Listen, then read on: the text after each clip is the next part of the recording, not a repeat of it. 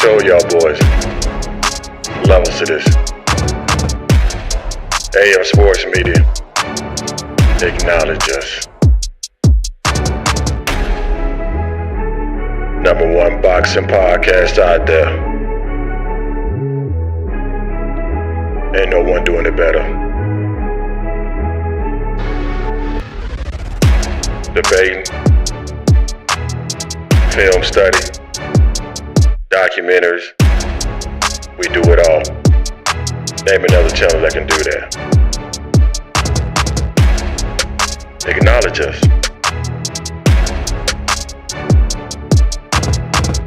Levels to this.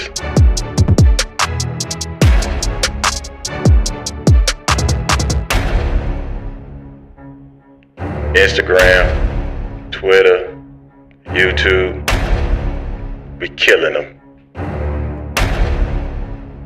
Don't matter. Only place you can come and debate. Ain't gotta be worried about getting kicked out. And go one-on-one, mano a mano, with the great one. Oh yeah.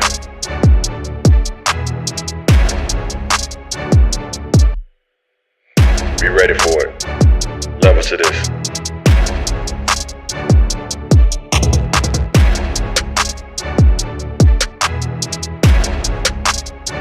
Anybody that wanna come get it, you can come get it.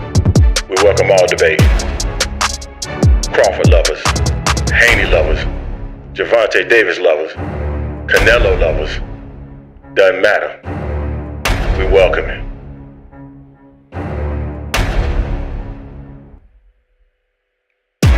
Live streams every 4. Discord, come get it. Y'all boys ain't ready. AM Sports Media, where legends are born. So are y'all ready? I'm ready. Let's get the show started.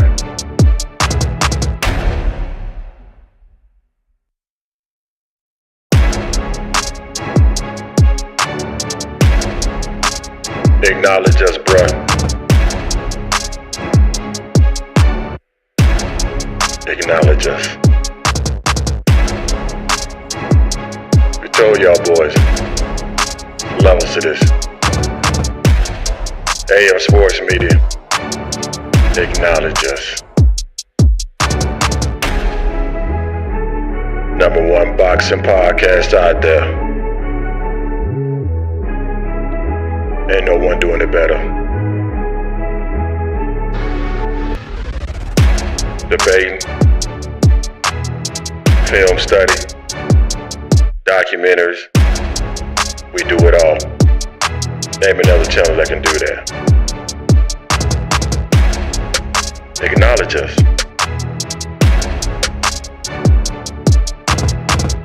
Levels to this.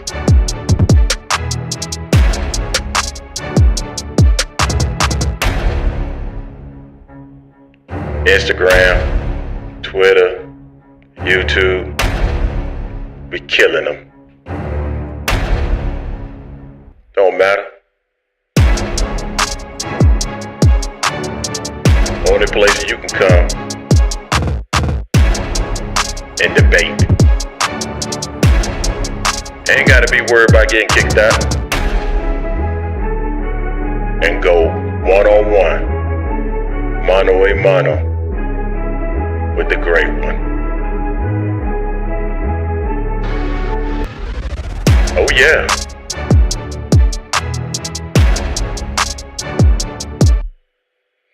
Be ready for it. Levels to this.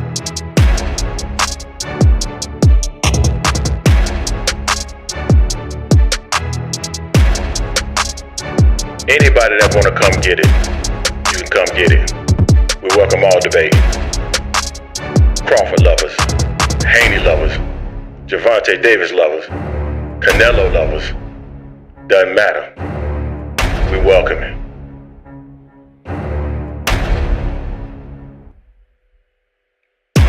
Live streams every 4. Discord, come get it. Y'all boys ain't ready. AM Sports Media, where legends are born. So are y'all ready? I'm ready. Let's get the show started.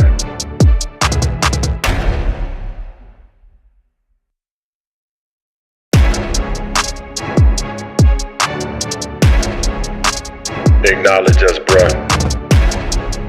Welcome back to the Angry Man Podcast with Jason and Greg. Jay, I am now refreshed. I was a little bit tired this morning, as you can hear in the pep in my voice, the energy that I am displaying, the glimmer in my eye. There was a big fight last night, and I have a lot of energy to discuss it, so I'm ready to go. My friend, what about you? I'm tired still. I ain't gonna lie, I'm tired still.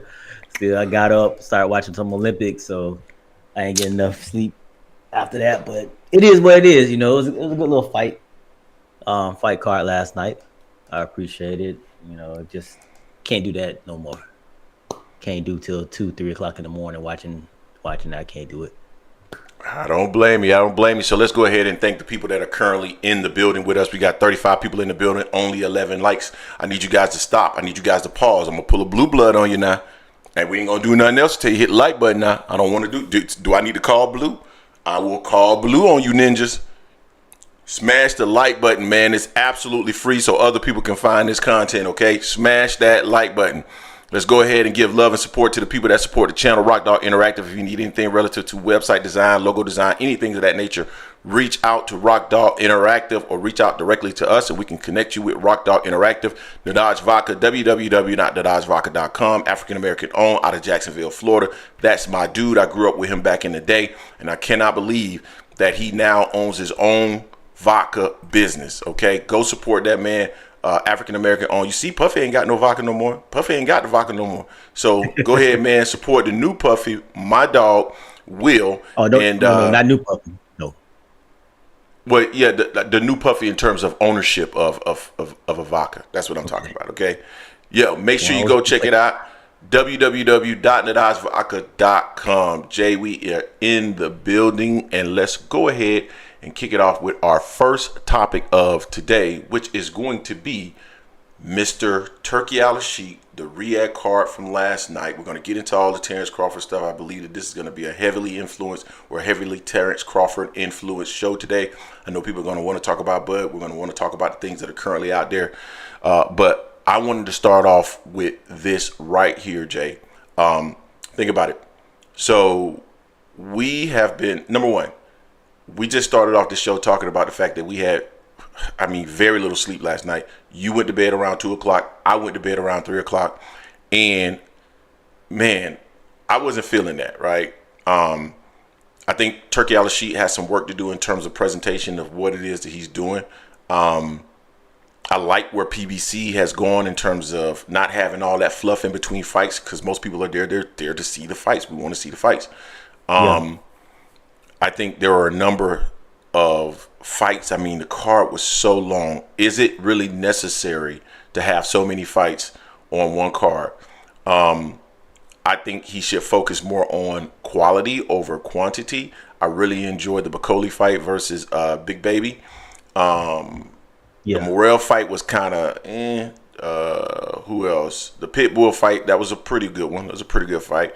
And I thought Terence Crawford fight was a pretty good fight. The concert I could have done without, to be quite honest with you. I'm not an Eminem fan, so I'm not going to be interested in watching it. And to be quite honest with you, I know people are going to try to say that this is hate, but it's not. Every time they panned over that arena, you could tell that the seats weren't full. They weren't. And now we're starting to hear things come out from people on social media, including Steve Kim, who said that during the main event, people were actually leaving during the main event. So that would tell me one or two things. Either the main event was boring, which I don't believe that was the case, because Crawford is not a boring fighter. or there were a lot of people there simply to see Eminem, and once that Eminem portion was over with, they left. Or let me add a third. The card was so damn long that people were tired of being there and they decided to leave. Now, personally, I don't believe if, you got a tremendous main event that people would leave regardless. If you're already there, you're just going to stick around and see the main event because it's such a dope fight. You're going to want to see it. But according to Steve Kim, this is not coming from Greg. We weren't there. I know Bandub say he was in the building. We weren't there. I hope Bandub called in today. We weren't there. But this is coming from Steve Kim that people were leaving during the main event. So please don't come in the comment section talking about we hating on Terence Crawford. This is what Steve Kim is reporting, and there's been other things out there on social media bubbling as well. Jay, what's your thoughts on that? Yeah, no, I thought it was entirely too long. To some of Steve Kim's point, it's like quality over quantity. A lot of those fights, the Ruiz Big Baby Miller fight, we could have done without that fight. It's like a glorified sparring match. They're friends. Oh yeah, they really wouldn't do anything with malintent when they're out there. Now of course the Ryu Pitbull Cruz, good fight. Bacoli and Jared Anderson, that turned out to be a good fight. Seeing Andy Cruz fight, I believe it was Moran, that was a decent scrap early on, but it was super early, so a lot of people really didn't see it unless you pulled in early on. And I watched it from like the cards before. I watched even Steven Nelson fight, and that was around like 40. So I mean that's a long event, and you kind of water it down a little bit when you just have so many fights. Especially all the fights weren't like top notch fight. Now if they had Virgil Ortiz and Tim Tszyu still on that card, that would have been different. I would have been okay with that being on there. But to your point, what a lot of people saying in the chat. A lot of people, I didn't like the them adding a concert to it. Dropping it right before the blood fight. It was just like a, I don't know. It's like he was just reaching. You're just reaching for it. So I didn't like that part on it. So he got some work to do. First card in the U.S. We'll see what he does. To shorten it and eliminate all the chatter between the fights. I mean. Just stop, eliminate that, get it going. You can have a little bit, promote the new fight, the next fight card you got coming up, whatnot. But all the extra chatter, it was just too much. Yeah, I forgot about that Big Baby Miller and Andy Ruiz fight. That was pretty bad, man. I mean, you would agree with that, right? That was pretty bad. And I personally thought Big Baby Miller won that fight, but honestly, to your point, there was not a lot of ill intent, or I won't say that there wasn't ill intent, but I think maybe there was a lack of ability to throw shots that had ill intent. Both men looked heavy. Both men looked still out of shape, even with Big Baby supposedly. Huh? They didn't look heavy. They were. That was down to 600 pounds. Yeah, Big Baby still, even losing all that weight, he still looked real heavy. So, like you got to get. I'm all for what Turki Al-Sheikh is trying to do. I like the fact that he's bringing together the promoters, but again, I'm looking at certain aspects of things and I'm saying, how is this much different than what we currently have? It's just that. The one good thing about Turki Al-Sheikh, if he can continue to do this, is that he's bringing together all of the different promoters, and therefore we're getting some of the fights that we want to see. But as far as his ability to influence, that can become a concern because he has a partnership with Golden Boy Promotion. He has a partnership with Top Rank. That's good. He doesn't have a partnership yet with PBC. Maybe they're not heading in that direction. But he also has a partnership with the WBA. He has a partnership with the WBC, which means he now has influence over the sanctioning bodies and how they operate. So to me, that's no different from what we've seen with past promoters.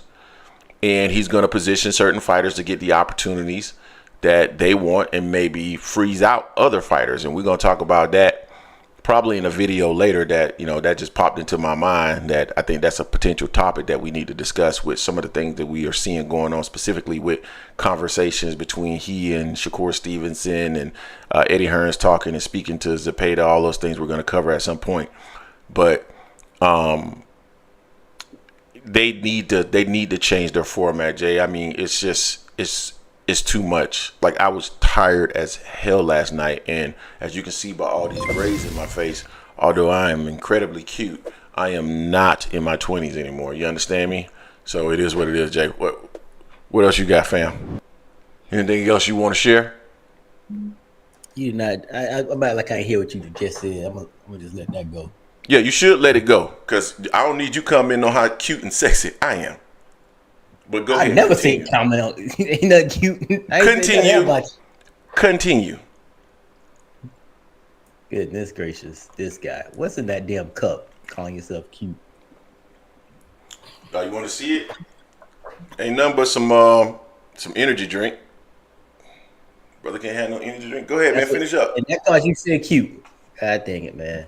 But nah, I didn't with Turkey last night, man. It was just they were just kissing his ass so much. Kissing his ass so much for everything. It's like, he got a honorary Hall of Fame or Hall of Fame, whatever it was. I'm like, chill. We all want to see the fight, but y'all saying Turkey's giving us a fight we want to see. No one wanted to see that Ruiz versus Big Baby Miller fight. No one asked to see that. And the fight we've been asking for was a Tank, Shakur. He's not even talking about that. He's talking about Shakur or somebody else. He's also not talking about a David Benavidez and Canelo. So don't say he's giving us all the fights that we want to see, because that's not necessarily true. Yep, I don't disagree with that. And you brought out an interesting point. The fact that they gave him an award at this juncture makes no sense. So I'm concerned about him in that regards. I think he may end up having too much influence that could be detrimental to the sport. All right, Jay. Let's pause right here real quick, man. We got 102 people in the building, 30 likes. Hey, listen, you guys got to smash the like button, man. Come on, man. I was talking, this was on Friday. I know I'm about to go off on a tangent, but I was talking on Friday, doing my Friday afternoon rant, and someone mentioned to me that a lot of these people got it set up where if you call in, you got to pay to call in, and they only give you like 2 or 3 minutes or whatever. And dude, we don't do any of that stuff or any of that. All we ask you to do is support the channel and smash the like button. You can call in, you can debate, you can talk as much as you want to. So come on, guys, you in the building, just smash the like button so other people can find the content. It helps us out in ways that you cannot imagine. It puts us into the algorithm. It makes people believe that we are just as big as Aki TV. We're just as big as Fanon, that we're just as big as Blue Blood. And that's what we're trying to ultimately get to, right? So that we can build that coalition is what they call it in politics, the coalition. But yeah, smash the like button, folks. Make sure you smash it. All right, Jay, where you want to go from here? Hey, let's go ahead and get to the fight last night, man. Man, I think that's where we got to go, man. I think there's going to be a lot of attention on that right there. I definitely want to see the chat. I feel like, chat, correct me if I'm wrong. Shout out to Sat Sushi in the Discord, but I feel like I've been fair and balanced in regards to Terence Crawford over the last week. I feel like my coverage of the fight last night was fair. I feel like the videos that we did earlier today was fair. I believe that what I said earlier in this live stream was fair. So I'm just curious. You let us know, is it fair? But go ahead, Jay. Yeah, so we may as well get into it. The fight card. Everyone was ready to see how Terence was going to look at 154. Since he's been talking about trying to go up to 168, going up 3 weight classes to try to get a Canelo fight and paycheck. So there are a couple things about there last night about that fight with Bud. I go at the main card. So with Bud and Madrimov didn't let his hands go. Bud wasn't letting his hands go a lot neither, because he really just wanted to counter him, and he probably respected the power of a bigger fighter at 154. So that was clear evident in that. So Bud won the fight. There's no doubt in my mind. Bud won that fight. I'm not sure why people are saying that it was a robbery or anything. We'll get into that. We'll get into that. So, but I had Bud winning the fight. I just thought he looked normal. He wasn't super Bud as some of y'all Bud fans make him seem like he can beat everyone in the world. Aqua Bud. So he looked normal. He fought a guy that was bigger than him, and he looked like a 36-year-old fighter in a bit. So y'all can chill with that, saying he can beat everybody, anybody. Anyone can be beat. That was my problem with the way y'all were making Bud seem like he was just untouchable. He got touched up in the fight last night with some straight rights. And if some other people hit him with those straight rights, he might not get up. He might go down with those straight rights. It'll be fair, but he fought smart. And Madrimov made it harder for him to do other things because Madrimov was very cautious. But Madrimov was not going to allow Bud to have a counterattack on him like that too often, which made it easier for Bud to get this win too. So that's how I feel about that fight there. Ryu versus Pitbull Cruz. I was surprised at that one. I thought Ryu was going to get caught with an overhand looping right, kind of like those Madonna punches that Pitbull Cruz kind of throws. Ryu stuck to the game plan and won that fight. I didn't think it was a split decision. I thought it should have been a unanimous decision for Ryu because he won that fight fair and square, I thought, as well. So he looked good in that fight. I don't know if he could do that against someone like Tank or another fighter that has power as well because he knew what Pitbull would do. Pitbull only had one speed going straight. So that was my thoughts on those two fights. What about Big Baby Anderson?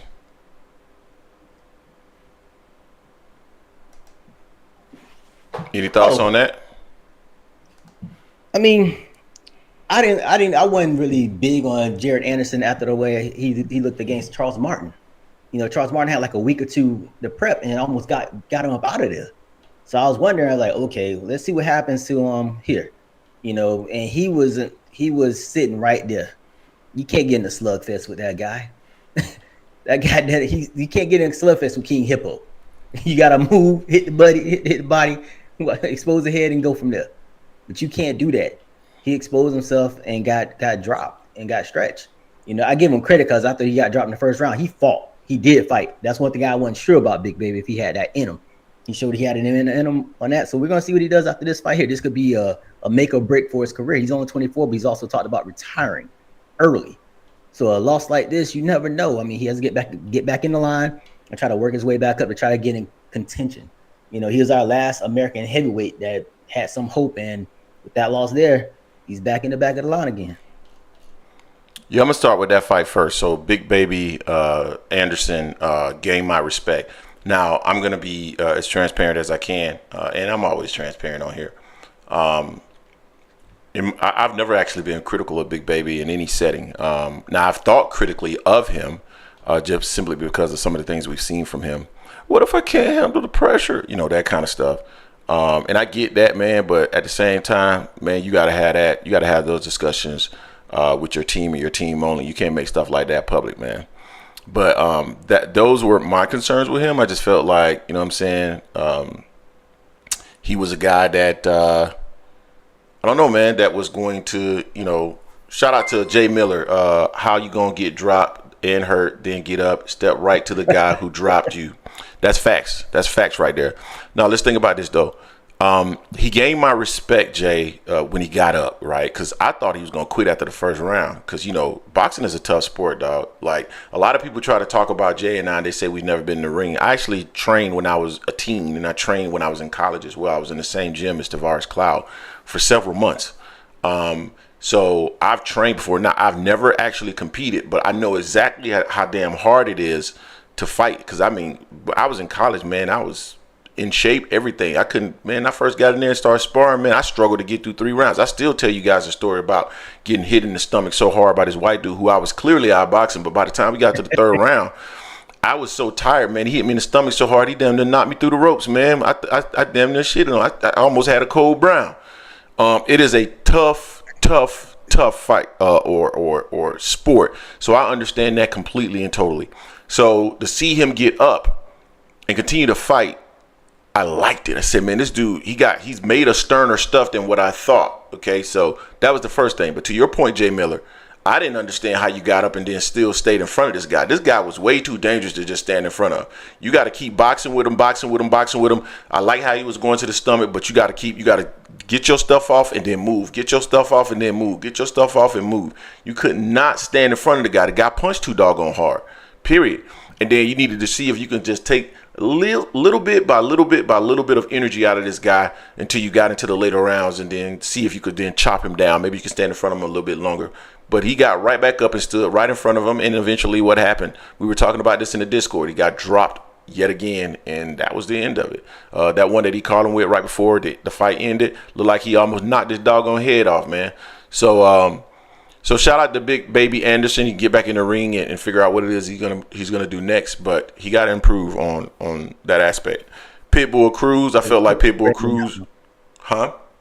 Real quick on the Jared Anderson one. I didn't realize. I thought when he got with when Sugar Hill got with him, I thought that would have helped him out a lot better than what it did. But you know, you can only change a fire so much, especially in only one training camp. So plus Jared is just gonna be Jared. Jared seems like he's the one that's really stuck on himself as far as like he feels like his way or the highway in a sense, and that's how he fights as well. He doesn't listen to anyone because Sugar. I don't know what Sugar Hill was telling, but I doubt Sugar Hill was telling him just, hey, stand in front of Bacoli and slug with him. You know, Sugar Hill is an intelligent trainer. He's not up for that. But go ahead. Do you hear that right there, Jay? Did you hear that? Nope.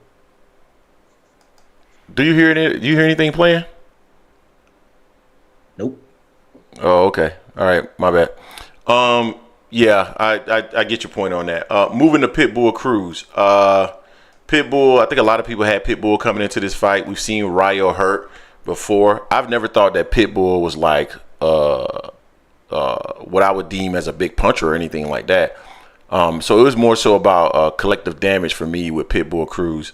And Ryo fought a great game plan, man. I mean, he just continued to to step backwards and stand his ground when necessary and get his shots off, and he eventually was able to beat Pitbull Cruz. So I shout out to Ryo. I think he did a good job in that fight, and he's created some opportunities for himself, so I'm glad about that. Let's see what else we got going on. I don't want to talk about the Morrell fight, don't want to talk about the Andy Ruiz fight. Yeah, let's move to Terence Crawford. So Bud Crawford, so to your point, and I told a lot of you this, that I felt that in order for Israel Madrimov to win, he needed to throw with Terence Crawford, period. Because Bud is not going to be open when he's in a defensive posture because Israel doesn't have the reach. And so what he was going to have to do is be slick with his timing and throw with Terence Crawford and try to land. One thing that Tim Bradley pointed out, shout out to Tim Bradley, man. Tim Bradley, I used to shit on Tim Bradley on this show, man, but Tim Bradley, boy, he's starting to get my respect. Mr. Tim Bradley is starting to get my respect. He mentioned that one of the things that Madrimov does is that when heat is coming at him, he tends to go into a ball. He goes into a defensive stance, and he's not in a position to actually counterpunch. And so that was his downfall in this particular fight. Now, a lot of the errors he was making when he would go down to the body, he cleaned that up, and he looked much faster and quicker than what he looked even in his first few fights. That's why I'm telling people, if Israel Madrimov had maybe 3 to 5 more fights, maybe he would have been ready for Crawford, but I don't think he was ready for Crawford last night. He was just too immature in his development in terms of being a professional. So he just was not going to be able to beat Crawford last night. But the fight was still really close. It was still a really close fight.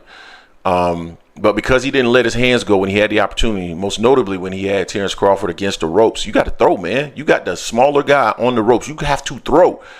Even David Avanesian was able to land shots on Terence Crawford when he was against the rope. That means you can too, Israel. You have to throw.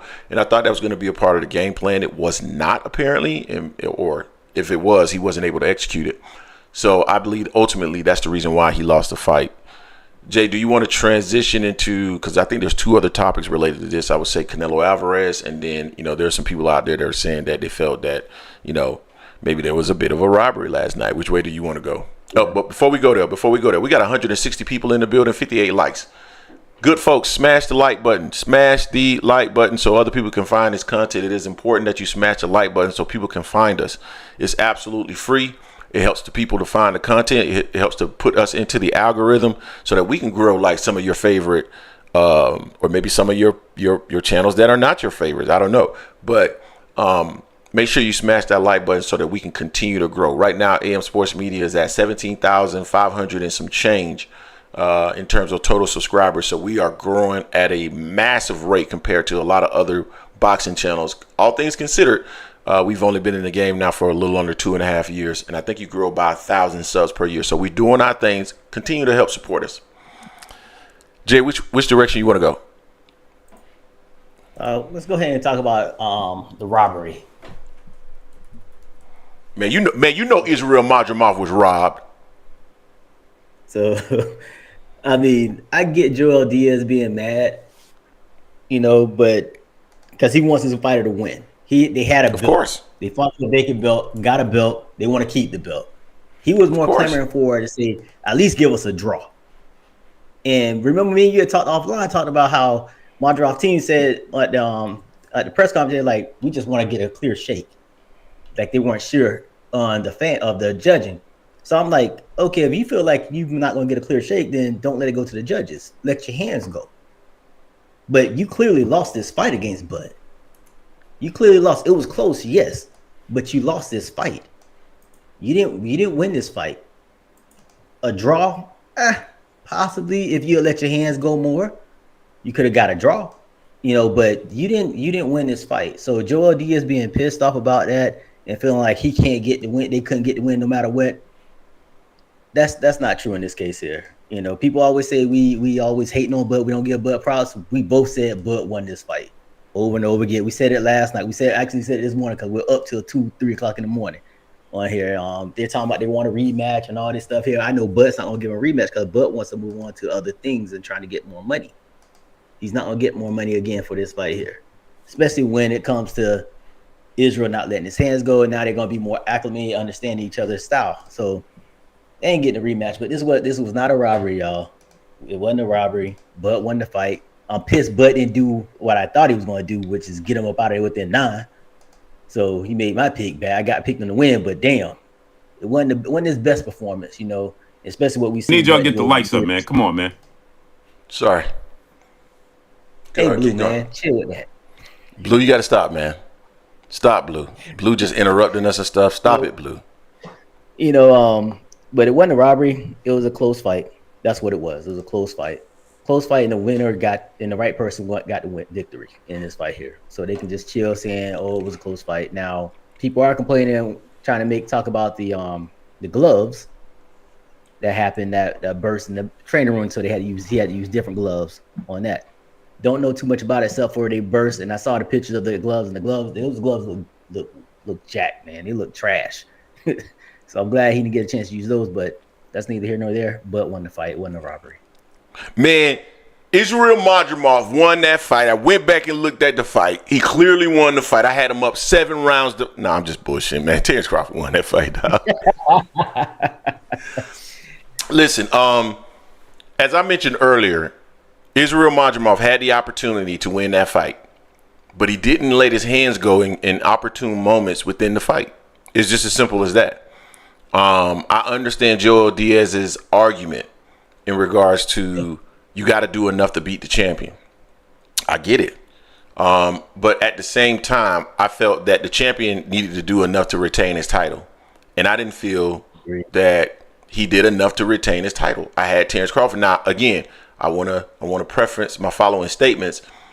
I did not score the fight because I always felt that Israel Madrimov needed to knock Terence Crawford out or hurt him significantly enough that in later rounds, Terence Crawford was not as active, and that would give him the opportunity to win the fight.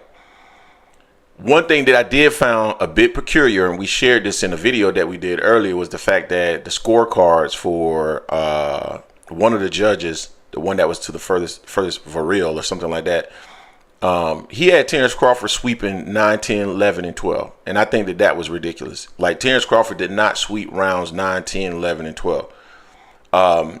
If you look at the scorecards, if Israel Madrimov had cranked it up a little bit, he could have gotten a majority draw. But again, he was playing it too safe. And I think there was opportunity there for him to win that fight. But he simply did not do enough during the fight in order to win. So am I upset about the fight? No, Terence Crawford deserved to win that fight.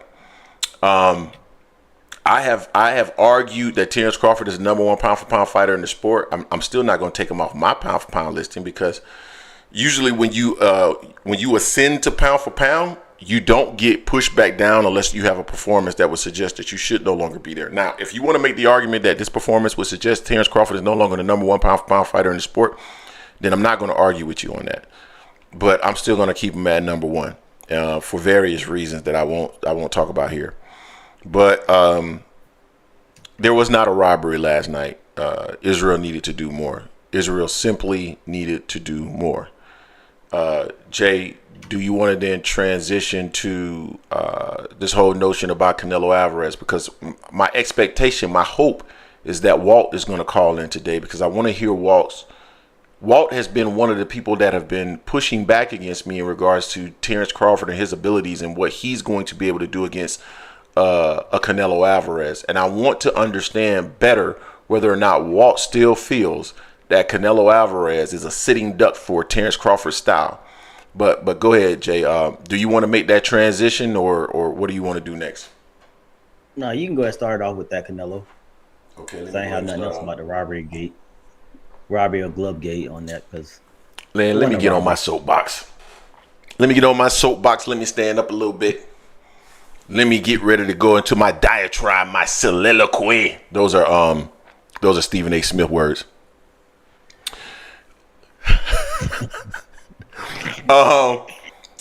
So this is what it is, man. I have been saying for months that Terence Crawford cannot beat Canelo Alvarez, that they have weight classes for a reason, that there is this idea that you can simply pull the version of Terence Crawford that you see at 147, pick him up, drop him into 168, and you're going to see the same fighter. We didn't see that even with Mel. You couldn't pick the 154 version of Mel up, take him over, and drop him into 168. That wasn't the same Mel we saw at 154. It does not work like that, right? There's this notion that Terence Crawford has this movement that you're just going to drop at 168 and he's going to be able to perform. Newsflash, and I've been telling you guys this for quite some time. Terence Crawford has been slowing down since even the Sean Porter fight. Even the maybe not the Victor Porter. The last time he looked like he was moving a lot was against what was the dude name that he started off Manny Pacquiao lost to and Crawford beat? I'm losing his name right now. Horn. That's the last time Terence Crawford has demonstrated a level of movement that would give someone like maybe a Canelo Alvarez some problems. Terence Crawford has not moved like that. He did not even move like that against Errol Spence because he didn't have to. Now against Israel Madrimov, he also didn't move. Terence Crawford looked like he had some ankle weights, maybe some 5-pound ankle weights on him versus what we've seen from Terence Crawford in the past. The first thing to go as an older fighter, according to Freddie Roach, are the legs. You can't move like you used to move. Now, I've said this in the past. Terence Crawford's defense is his offense. His ability to counterpunch makes fighters hesitant. It made Israel hesitant last night, but he actually caught Israel with some very clean shots similar to what he caught Errol Spence with. Madrimov never appeared to be rocked, staggered, stunned, none of it, right? Yeah, none of those, right? So what do you think is going to happen when he gets into the ring with a Canelo Alvarez that's been hit flush by Triple G? Terence Crawford punches ain't going to be like that. But the difference between Terence Crawford, and I saw people in the comment section that, what? Awkward butt punches, Will. Yeah, we'll see. I saw people in the comment sections talking about, Madrimov don't fight nothing like Canelo. That's a different fight. Of course it is. You're absolutely right. Canelo will actually make less mistakes than Madrimov. Canelo, if he gets you against the ropes, he's going to throw. Canelo is going to slip and throw against your punches. And for those of you that keep saying that Canelo doesn't do that anymore, I would advise you to go look at the Munguia fight. He was countering. He was slipping and countering. So Terence Crawford will have to be leery of what is coming back at him as he throws, because you can be countering. Now, he was hesitant last night to throw against Israel Madrimov. He made sure that he was in a position where when he was throwing, the likelihood of something coming back was slim. And because of the way that Israel Madrimov postures himself as he is either throwing or getting punches thrown at him, Terence Crawford wasn't in any real danger in those situations. He will be in danger against Canelo Alvarez if he attempts to throw. Like, if Canelo puts something out there for him to counter and he throws off of it, Canelo's going to throw too. And if Canelo lands some of that same stuff, he going to hurt Crawford. I'm telling you, he is going to hurt Crawford. This is not the fight that y'all keep comparing Mayweather to Canelo and saying that that's the same fight you'll see with Crawford and Canelo. Crawford is not the same defensive wizard. His defense is predicated on his offense, and his offense will be limited by the offense of Canelo Alvarez due to the power of Canelo Alvarez. I don't know why that's not registering. I don't know why people think that that's hate when we say that, but they have weight classes for a reason. Y'all keep on asking for Bud to go up to 168 pounds. Watch what's going to happen. Y'all going to end up watching your favorite fighter get put in the dirt. Jay, what's your thoughts? Yeah, it's crazy, especially after that. I mean, people are just making all these excuses. Plus, Madrimov had 10 fights, no experience in the pros. Canelo has 20 plus more fights than Crawford does, so he's highly experienced. And he's not, like you said, he gets Crawford against the ropes. He's not just punching Crawford in the head. He's punching Crawford on the arms, the hip, everywhere. It's going to hurt. It's going to slow Crawford down even more. So if y'all think that it's just going to be an easy deal for Bud, you're tripping. And this fight didn't do any justice for Crawford to get that fight. Crawford didn't even seem like he kind of wanted to fight after this fight. He was like, well, we'll see, basically he's talking about it's the check aspect of it. And that's when Canelo's going to hit him with the payday. And to Big Supreme said, Canelo's already denied him twice. He said, no. What does this do for me? And after this fight here, what does it do for Canelo, y'all? What does it really do for Canelo? For him to fight Bud. After Bud looked like this against Madrimov, who he struggled. Be real, he struggled with Madrimov. He won the fight, yes. But he struggled with Madrimov, who has 10 fights. Inexperienced, and he's not Canelo. So, I mean, Bud needs to go elsewhere with it. Finish off with 54. He said he wants to be undisputed again.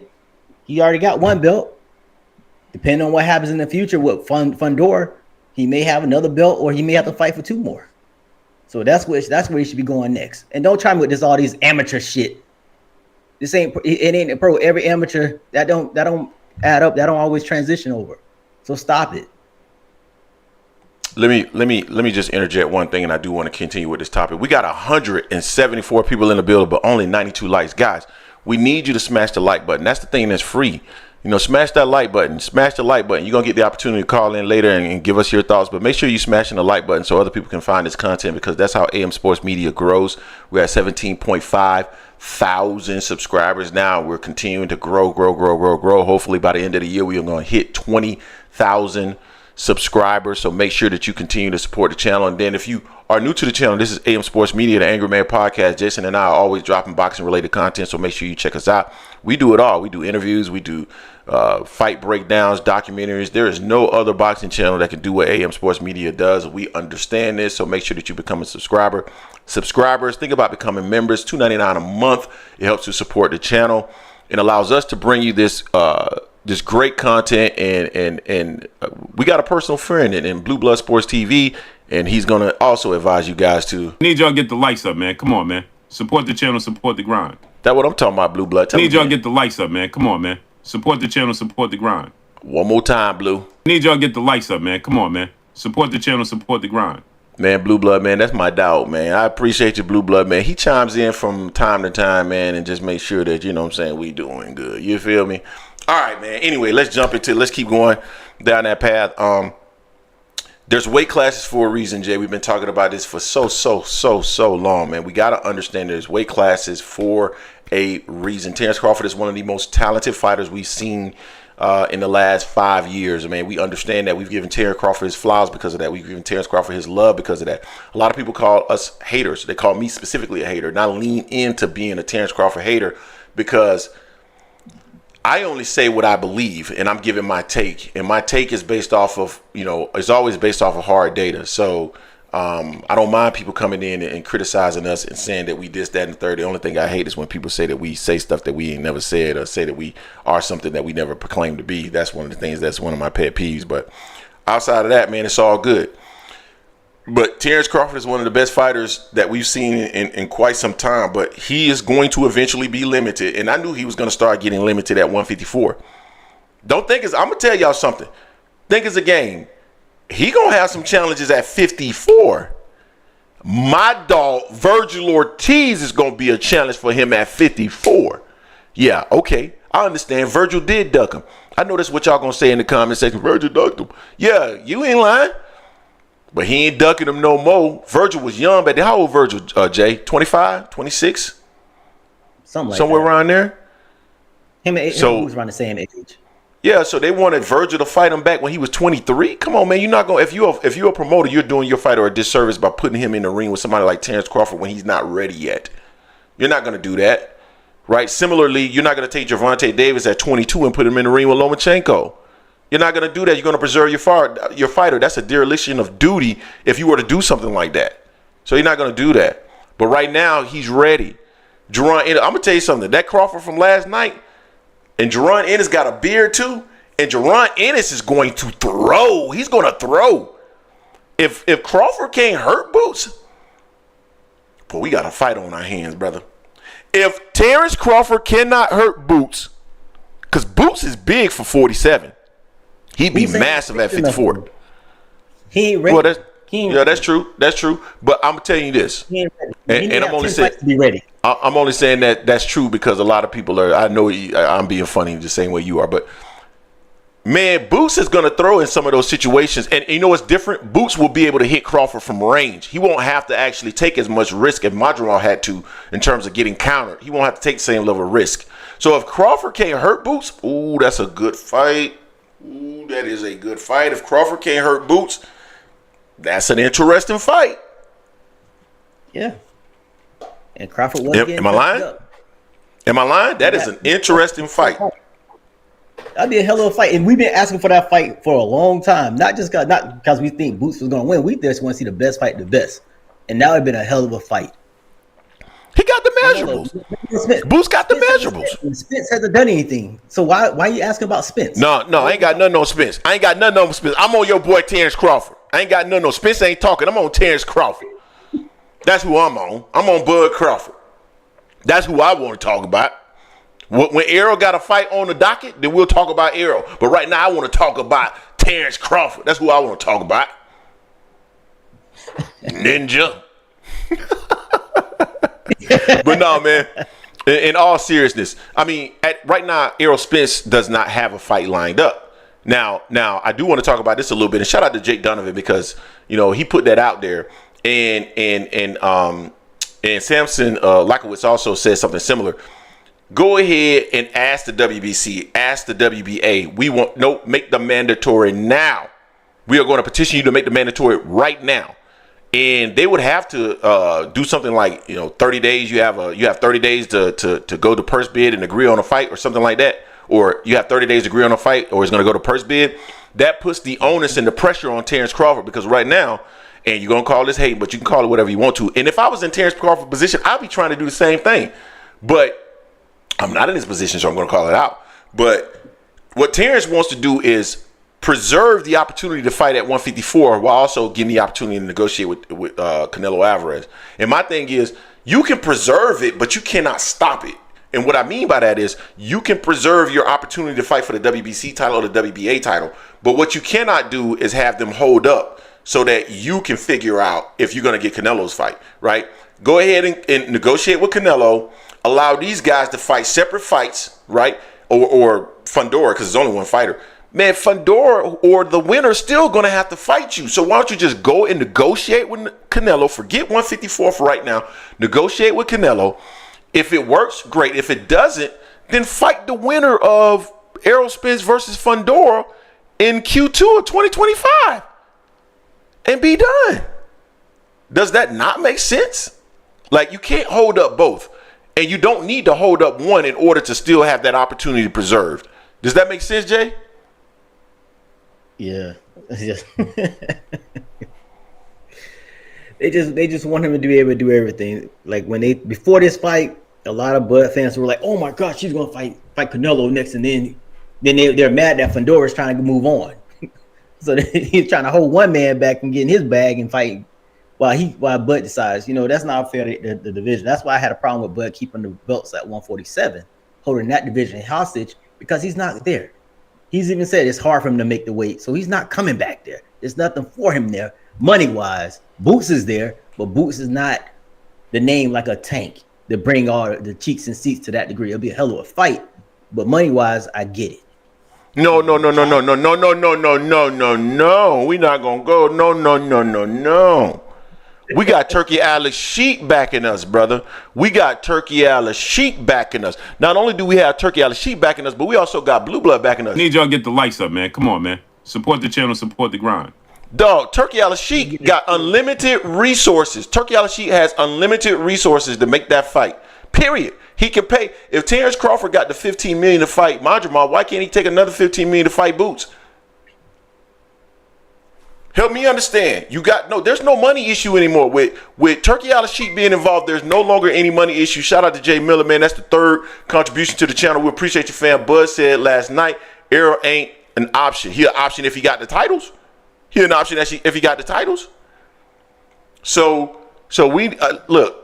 I don't want to hear nothing about man, Jerron Ennis. He don't put no seats and cheeks and no cheeks and seats and all that other stuff. I don't care. Now we have Turki Al-Sheikh, and according to John Mack, Turki Al-Sheikh can do all things. He can do all things. Turki Al-Sheikh can do all things. You know how that sounds, Jay. I know you don't go to church, but Turki Al-Sheikh can do all things. Really, bro? But anyway, really. What? Man, we know you're a heathen, man. Anyway, man, let's keep moving, man. I'm just joking around. Jay can't take a joke. Man. You know he's sensitive and stuff. Like Diddy. No Diddy. Is it? What? Ooh. No. You caught yourself because you were about to say something that sounded gay. You were about to say opposite attracts. Man, I'm glad you corrected. Yeah, that's what you were about to say. That's what you were about to say. There, you caught yourself. I'm glad you did. Anyway, let's keep going. Hey, yo, time out. We need 20-second time out. Hey, whatever you drinking, put that shit down. Cause you call yourself cute. You been doing some questionable stuff today, brother. Hold on. Why wouldn't I call myself cute? Like, what is that? What? Yeah. You prefer handsome? You prefer handsome? You prefer handsome? I'm handsome. You prefer that? I prefer it not be said. Just don't say it. Well, hold on. No. As much as soon as the camera, hold on. No. As much as soon as the camera turns on, you say, "Oh, that go that ugly ass nigga," or the camera.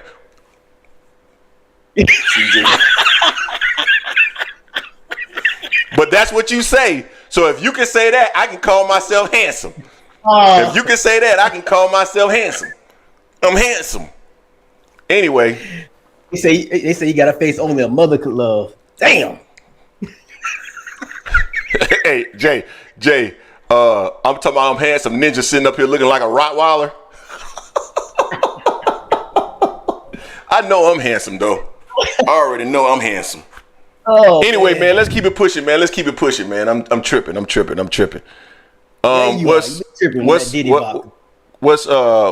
What's next on so still, man, we got 172 people in the building, but we only got 113 in likes, man. Smash the like button. Need y'all get the likes up, man. Come on, man. Support the channel, support the grind. Devin Trotty is in the building. She's one of my favorites. Every time I see her face, I become excited. I become happy, enthusiastic when I see her in the chat. So thank you for joining us, Devin Trotty. But I still need y'all. Need y'all get the likes up, man. Come on, man. Support the channel, support the grind. Come on, man. We got 173 people in the building. Smash the like button so other people can find the content. I'm telling y'all, we trying to get big. We trying to get massive. We trying to be like Dante's Boxing Nation. Smash the like button. Let's go. All right, Jay. What else do we got, man? Let's see. Ooh, man. Devian tried to say thank you. Y'all are both handsome. No, not Jay. Not Jay. He not handsome. Whoa, boy, man. You are really pretty. Anyway, man, let's keep it pushing, man. Let's keep it pushing. What's next?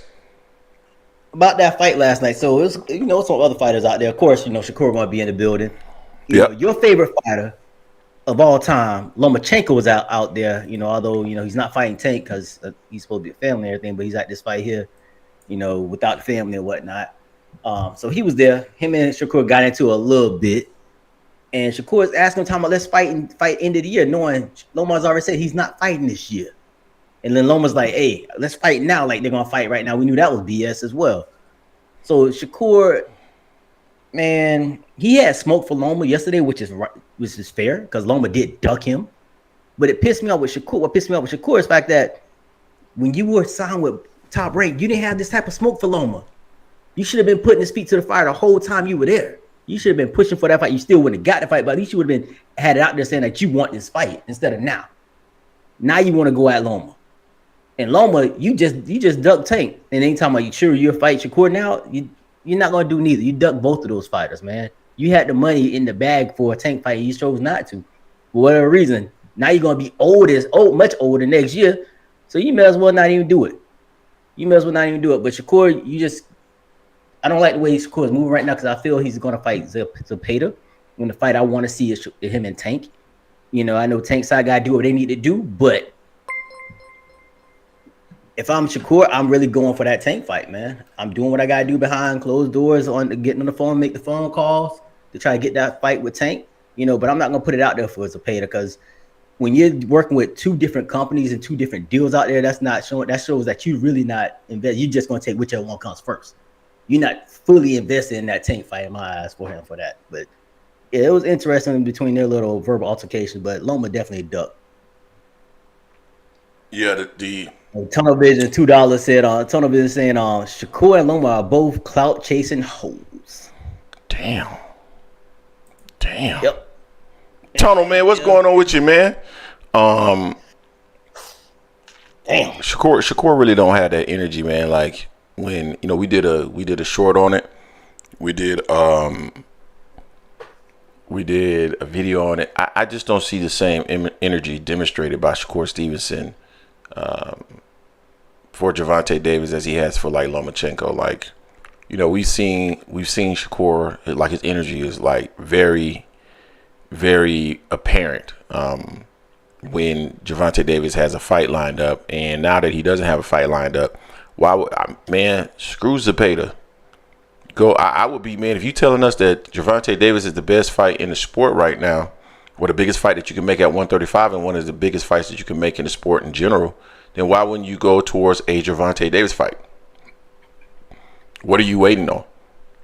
Now that's just, I'm talking about purely from his energy perspective and thinking about some of the things he said in the past. In reality, personally, I wouldn't make that fight right now. If I was an advisor, if I was in the business of Shakur Stevenson, if I was in the business of Gervonta Davis, I would say that fight's not ready to be made yet because it could be bigger in the future. But what hurts Shakur Stevenson is the fact that he's made so many comments in regards to ducking and this and that and this and that, and he ready for smoke and this and that, he chasing Grace and this and that and all this other. Listen, you can't make all those statements and then when the fight is available to you, you don't try to make it, right? That's where he went wrong, and that's why you don't make such comments on social media. You control what you say on social media because at some point these things will start to contradict. And I just don't feel that he has that same energy to make that fight with Gervonta Davis as he had with other fighters, man. I mean, like with Lomachenko. So, I mean, I like Shakur, but he got to tighten up in that regard, dog. You feel me? Yeah. I know. You do. Someone said refresh the super chat. Jay Dixon said refresh the super chat. Man, I don't know how Indian you do God, that. what's up? How do you refresh the super chat? Oh man, I don't know. Okay, hold on. Let me see. I'm gonna turn monetization off, and then I'm gonna turn monetization back on. Yeah, Indian guy. My condolences to you. I see that you say you lost your dad recently, so I understand picking yourself back up. Been there, done that. Still going through that. It's been 7 years for me. So just take your time and do what you gotta do to get yourself back together, because it's always an ongoing situation with that.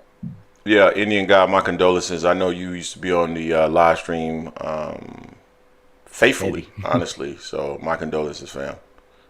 And we appreciate you back. Hope we can give you some type of things to get your mind off, your everyday stresses. Actual factual. I guess I refreshed the super chat, so you guys let me know if it's refreshed or not. I'm gonna dismiss this. So I think King KO said Blue Balls knows how to refresh the super chat.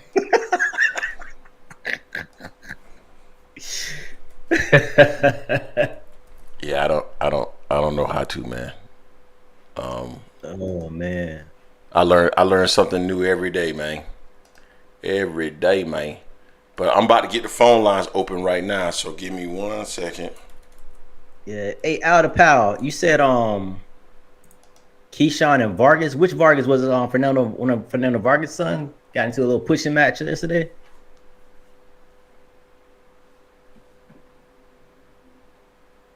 At any time, Indian guy, we both lost family members, so yeah, we feel that pain. Definitely feel that pain. Man, you ain't lying about that, boy. My sister passed in 2021, and that was my older sister. She was actually like a second mother to me. I'm the baby, and that was tough. I cried like a baby, man, when the New Year hit. Feel that. Still get a little heated. Tears, eyes get a little moist at times thinking about them, So yeah. But yeah, just take the time, Indian God. There's no right or wrong way really to grieve, honestly. As long as you're not hurting yourself or anybody like that, just try to do something that's healthy the best you can. Hey, J.A. Dixon, I don't think Keyshawn going to fight Andy Cruz, not anytime soon just yet, because for him, he wants to be more money. He wants more money for that fight. Right now, it's not there. Andy Cruz handled his business yesterday in the fight against Moran. He looked susceptible he got touched up a little bit, even got stung, like I believe it was in round 2, I believe it was. But he handled business, got Moran up out of there. He hurt him big time, and they stopped the fight in the 7th round. But I don't see that fight happening soon. Supposedly, from what Zepeda Camp said that Keyshawn Davis is already pretty much in line to fight. What's the guy's name, Greg? Berchek? I think that's his name. The other champion at 135. He's Ukrainian as well. So that's supposedly who he's already in line to fight from what they say. That's what Zepeda team said. So we'll see. I think I know who this is. And you better come correct today. What's going on, family? So you say you want to hear from me. Oh, yeah. I want you in the building, Walt. I want you in the building. Because I want to hear from you, Walt. Did you watch the fight last night? G, hold up. Of course, bro. Okay. G. Okay. I'm going to tell you, the first thing I'm going to tell you, right from the rip, I'm stepping back from that statement. Okay. For this reason. One, and it was before the fight even happened, is when I saw Terence get on that weight scale with sweatpants and sneakers on and only weighed 153 pounds. To me, and then watching the fight last night and seeing that the size difference and how Terence fought, like not wanting to jump in against that power. So to me, now I look at it, Canelo's not going to fight him anyway. So this fight is null and void. Canelo's already said it a couple times. He's just not going to, because it's just not a win-win thing for him. And my thinking that Terence could beat him, because I remember I kept saying, if Terence can look the same with the weight. And last night showed me Terence still was nice, but that was on at 153. Think of him with another 7 to 8 pounds, or so. I think it's going to be. I think it's going to be difficult. I just don't see him. I don't think it's a good thing, because no matter what Terence hits Canelo with, Canelo probably has the best jaws in boxing. He's not going to hurt him. So you see, even he didn't really hurt Madrimov until the 11th. He caught him with that body shot and that a little bit in the middle, or in the 11th round he kind of stung him a little. But Madrimov he came right out of it real quick. That's not going to hurt Canelo. But that's what I was trying to tell you, Walt. Like Canelo, the version of Terence Crawford that you were thinking of would not be the version of Terence Crawford that you see at 68, and that's what I was trying to say and convey. And know what last night taught me though. If I'm Eddie Hearn, immediately I have Madrimov go after the other champions at 154, because none of them could beat Madrimov, because the thing, Tim Tszyu and what's the other, Pandora, them dudes come straight ahead. They're kind of like pit bull. They have no head movement, no nothing. So Madrimov, remember at the start of the fight, all you kept hearing Sean Porter, because it was shocking the hell out of me. He kept making Terence reset. When's the last time you seen somebody make Terence reset like that? You've never seen that. Yeah. You know, and he kept making Terence reset a lot. And it's like, so the way Tim Tszyu, Virgil Ortiz fight, they're like pit bull. They have one motion. Them dudes, they don't use no head movement. It's shell and then throw crazy shots. Madrimov, he's not going to be there. You see how Crawford couldn't. Every time Crawford tried to counter him, he was out the way. So, so to me, if Eddie Hearn's smart, and you said this a little earlier, Greg, Madrimov needs a couple more fights, but he can win championships while he's getting that experience, and then fight Crawford again. So I think Crawford will still beat him. But if I'm Crawford, I just unify at 154, and that puts him in rear air. There's nobody will ever be able to touch that. You know, 3 different weight classes. Because my thing is this: I want, like I said before, I want Terence to get all the money, because all the years that Bob Arum held that dude down from really getting the paydays, and his own doing too, because Crawford got much of his personality as a rock. I say he did resign, and it's like, it's like I love Terence, but he just doesn't. He's always combative when, like, even, you know, it's like when he said that statement, why am I going to try to get black people? They're going to, you know, support me anyway. You still got to be down with everything. But my favorite part of the night was El Rayo, man, because I kept telling people that Pitbull is just one of them dudes that he's just got that, you know, that overhand stuff. He really doesn't come with too much, you know. And I think if Tank doesn't hurt his hand, Tank would have stopped Pitbull. You know what I mean? So it's like, and that's why I was glad that's not going to happen again, where they're going to fight again. You know. So and El Rayo can't mess with Tank. So they might make that though, because it's the Mexican, you know, flag thing. But you guys know, here's when I knew Shakur wasn't trying to fight Tank. Remember when he said, oh, he was willing to fight Kambosos? Why would you even bring Kambosos' name up again? Remember he said the dudes that he was looking to fight, he said Lomachenko or Kambosos. Mm-hmm. Yeah. And I'm like, why would Kambosos' name even coming up? Kambosos is a bum. He should never even had a title in the first place. If T.O. had his head in the game, Kambosos would have never had a title. You know what I'm saying? And it's like, to me, that's why, I mean, you know, I be getting on Devin Haney a lot, because people made so much a big thing about Devin Haney being undisputed. When he won undisputed, I said this before, he had the easiest route to undisputed in the history of the sport. And I'm about to be 62 in October. I've never seen anybody have an easier route to undisputed. You know? And it's like, I'm Devin Haney's at the fight last night, and it's like, he's in the position now. If he stays at 140, you got to put him in with Antoine Russell or Poyo or one of them dudes. He's going to have trouble. Because he already said he ain't fighting Sandor Martin. He's trying to get money. So if you staying at 140, who you going to fight? I think honestly, somebody threw this out there, and I wouldn't be surprised if we see this next, but Devin versus Rayo.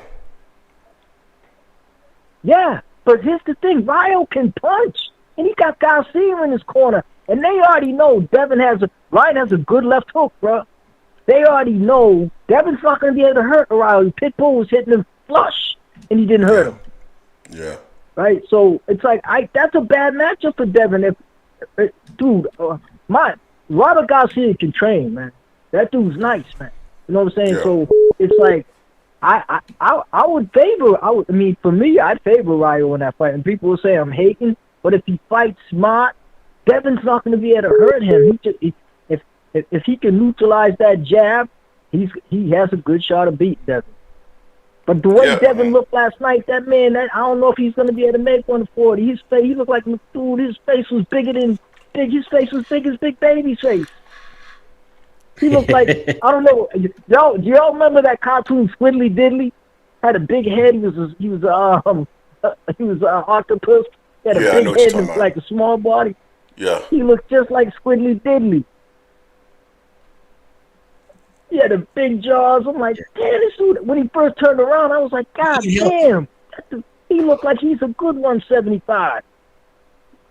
Easily. Yeah, so, yeah, I mean, so I'm rambling on. But, yeah, I agree with you, G, man. I hope Terence stays at 154 and just cleans it out. I think him and Mel would be a great fight. Yeah, I'll take that back. I think if Mel's the same Mel, I think Mel could beat Madrimov.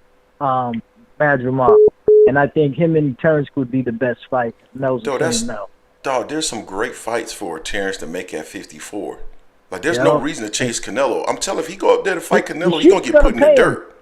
You said it, Greg. Jay, you said it. After that fight, when they asked Bomac, and they asked Terence, they both started saying, if the money's right. They weren't talking about it like, yeah, like they were before that. You know what I'm saying? So, and he'd be smart to just do that because I'm sure Terence knew after that fight. He's never going to say it. But that size was different for him, man.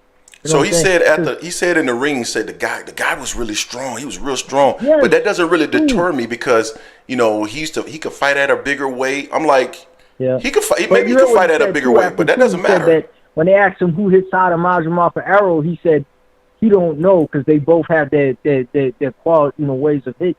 But my thing is this, bro. Just clean out 154 because it's like he's gonna be 37 in a couple months. Yeah, it's like his 37 is not Floyd's 37. Nope, because he doesn't have the defense. No, that's it. He has the power over Floyd, but not the head and the defense. Floyd doesn't get hit with them right hands last night. He might have gone. One thing about Floyd, if you caught him once like that early, you wouldn't get that punch the rest of the fight. You can get him again. You know what I mean? So, yeah, you see how he did Mosley. Mosley didn't hit him with that right hand. After them two right hands, couldn't buy a right hand. And it's like... Exactly. But the one thing Crawford has going for him now, he's working a lot with Floyd and Ward. They're in his camp a lot. They're working with him on stuff. So, I think if he listens to them two, he's gonna. I just see him beating everybody at 154. Then Crawford to the sunset, man. You know what I'm saying? Because he's starting to talk a little more now. Maybe I don't think he'll ever get a TV gig because he don't seem that type of dude. But my thing is this: I wish him the best, man. Same. But dude, that Big Baby Anderson thing, that was hilarious, man. I never seen a dude get punched in the face and then get up and do the same thing. And you were right, Jay. He had dude in his corner. I know dude had to be screaming, move away from this dude. Get away from him. Like, what are you doing? Move. Use your legs. But to be honest with you, I hope the brother's all right because he seems to have psychological problems, and I hope it don't, he's over there with top rank, so now they're going to throw him under a bus because he got an L. You know what I mean? It's like the top rank will try to cash him out now, you know what I mean? If they can get him in anything, because Bob don't care about black fighters, man. Bob's going to try to promote Eastern Europeans and Mexicans. Even though Bob does, the youngest Vargas is a beast, man. I got him. He's one of my favorite prospects. Him and Abdullah.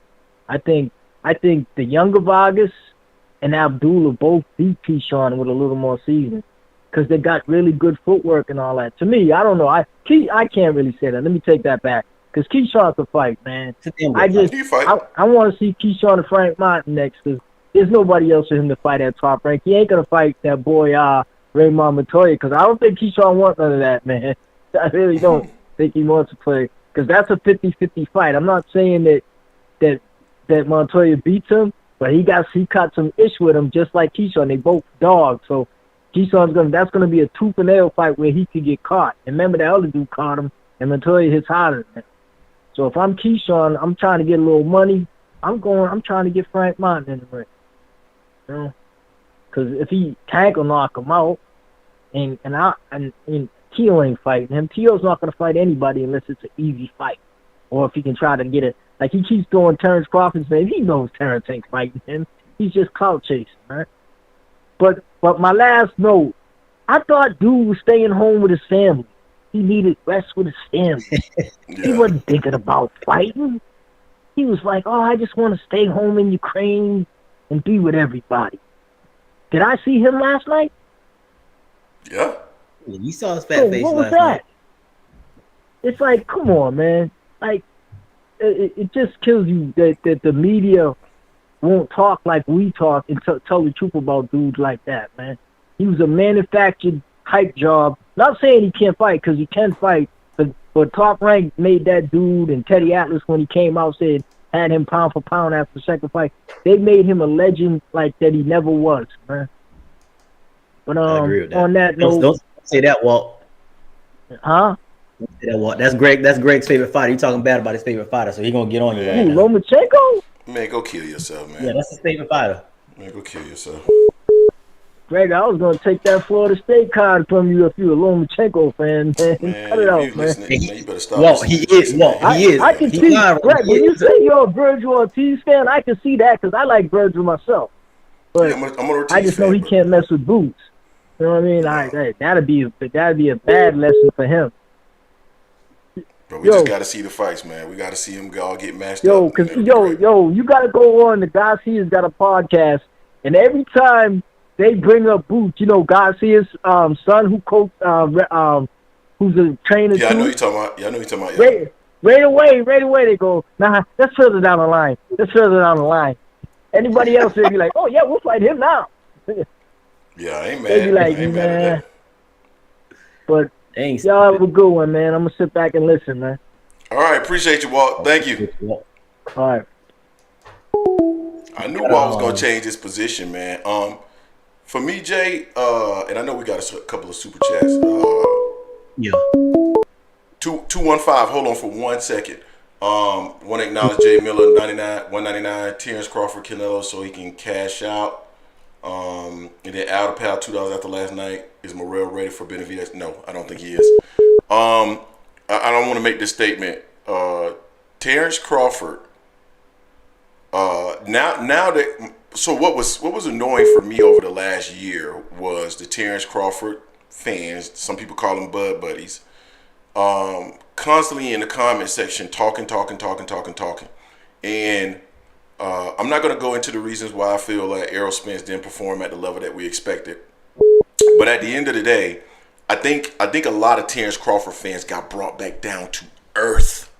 They got brought back down to earth today, or last night, or I guess it was today because they fought. By the time the fight was over, it was today. They got brought back down to earth, and the reality is he's a good fighter. But again, I tell you guys, you're not as good as your best performance, and you're not as bad as your worst. What's going on, area code 215? What's up with you? Hey, Greg and Jay, man, it's Dean by any means, man. What's going on, dog? What's going on with you, fam? What's happening, fam? Man, listen, I wanted to say, Jay, you was on point. The butt kissing was in full effect last night. Absolutely. Wasn't it, though? I was sickened. I was sickened by that. And I want to say this, y'all. I'm from Philly. So you know today is a good day for me. Today is a marvelous day. Because, yeah, all the Bud Crawford fans, y'all owe Jerron Ennis an apology. I'm just saying. Y'all said the man don't bring nothing. Well, he sold out in Philly, y'all. I was there. So I was actually in attendance. You know what I mean? If that was Jerron Ennis last night, Bud Crawford would have lost that fight. I'm just saying, y'all. If that was Jerron Ennis last night, Bud Crawford would have lost that fight. Why do I say that? Because Madrimov don't do nothing better than Boots. Yeah, Boots. The thing about Boots that's different from Madrimov, number one, Boots got a chin too. I've seen Boots hit flush. And the only reason I think Boots hits flush, and a lot of people go back and look at what YSM posted, Boots responding to the criticism. Literally a week prior to that, I said all the same thing, that he didn't respect his power and he just started walking in and he was rusty, right? But Boots has a chin. But not only does he have a chin, Boots doesn't have to take the same risk to get to reach Crawford that Madrimov did because of the reach. He got a 74-inch reach as well. So that would have been a tough fight. That would have been a tough fight for Crawford last night had that been Jerron Ennis in there. But go ahead. Absolutely, I agree. It was just funny when everybody was running with the narratives.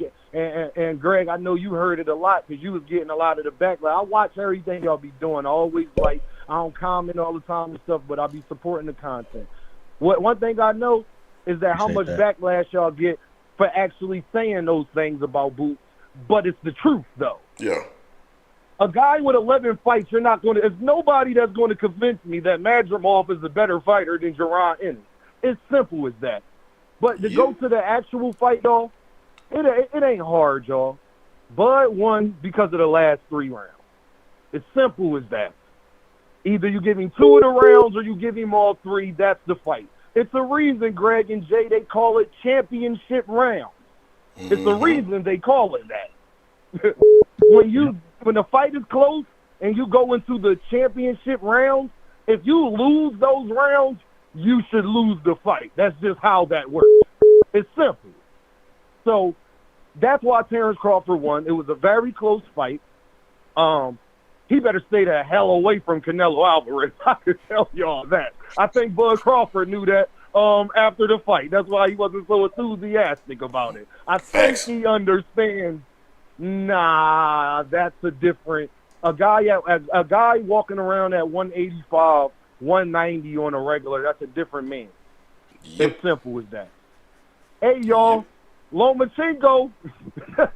He looked motivated last night, Greg, did he? He looked motivated. Yeah, he did. I ain't see his family. Hey, Jay, did you see his family? I ain't see his family. Did you see his family? I ain't see no family. Not one. All that arguing he did was Shakur Stevenson. But you not motivated to fight Gervonta. It's funny when Gervonta Davis' name gets brought up, he's free. He's starting to call people and send contracts. Everybody busy all of a sudden. Everybody want everybody else but the bag. Who runs away from the bag? And what profession, y'all, in human history, like what profession do we take as adults where we don't try to get the most money possible? Facts. The most legacy, the most credit, the most money. Facts. You get all of them. They offer Shakur Stevenson a 5-fight deal, y'all, for $15 million. Shakur Stevenson can make anywhere between $10 to $15 million in one fight with Gervonta Davis. Yes, sir. It's just simple math to me. If Ryan Garcia got 30, I think Shakur could get 10 to 15 of that. The only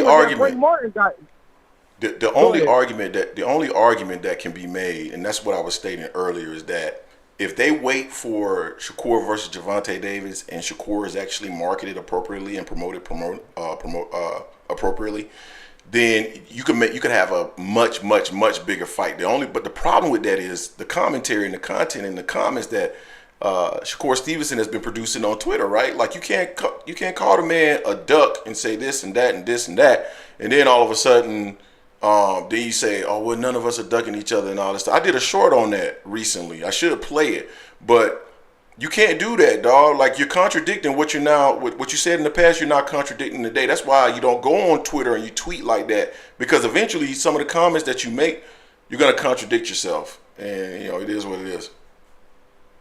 And you know what's so funny to go on that point? Did y'all hear Turkey snitching last night?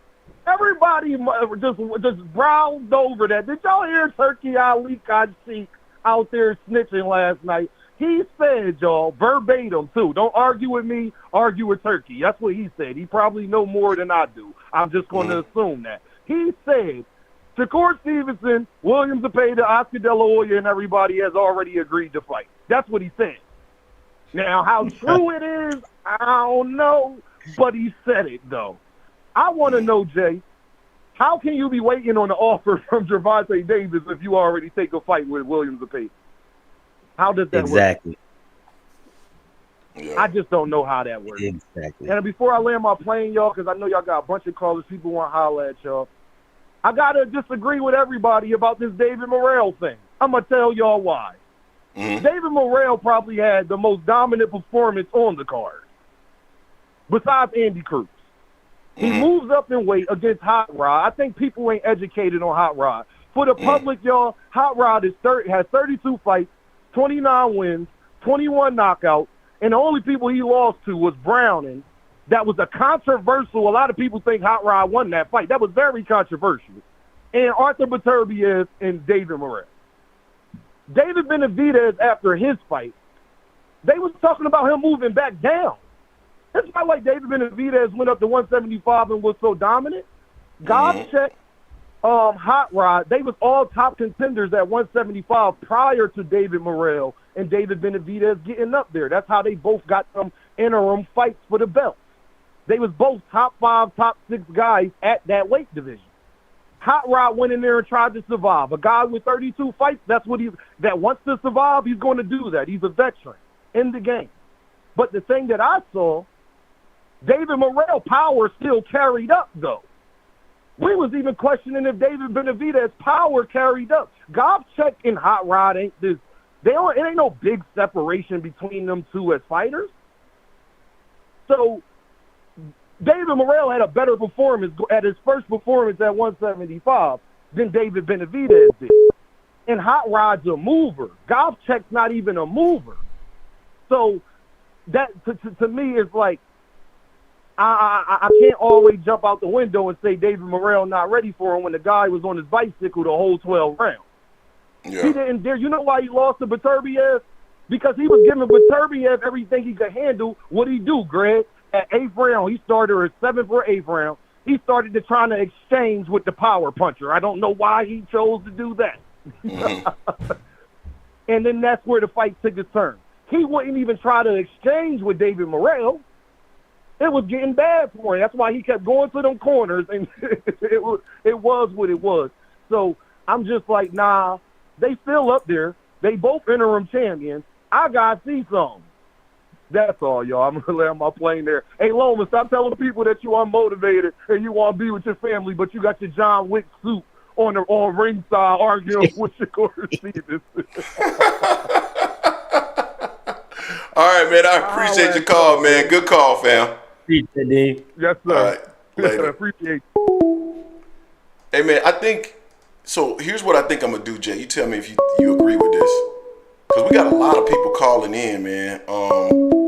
Should we just drop the link in the comment section so that we can have some people just kind of jump in to the link and we can hear them all at one time and take them kind of all at the same time and have a discussion?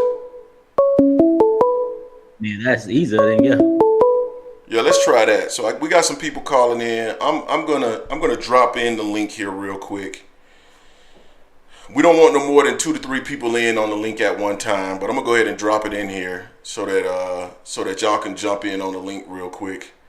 Y'all, it's only gonna be voice, so you'll be able to see Jason and I in this room, but you won't be broadcasted across YouTube or anything like that. So we dropping the link in there, and let me number one get that screen over here so I can see when people actually jump into that link.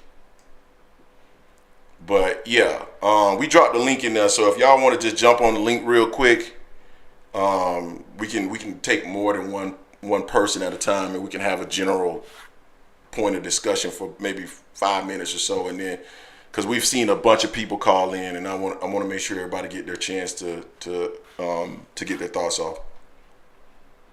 But yeah, man, that was a good call there. From my brother out of Philadelphia.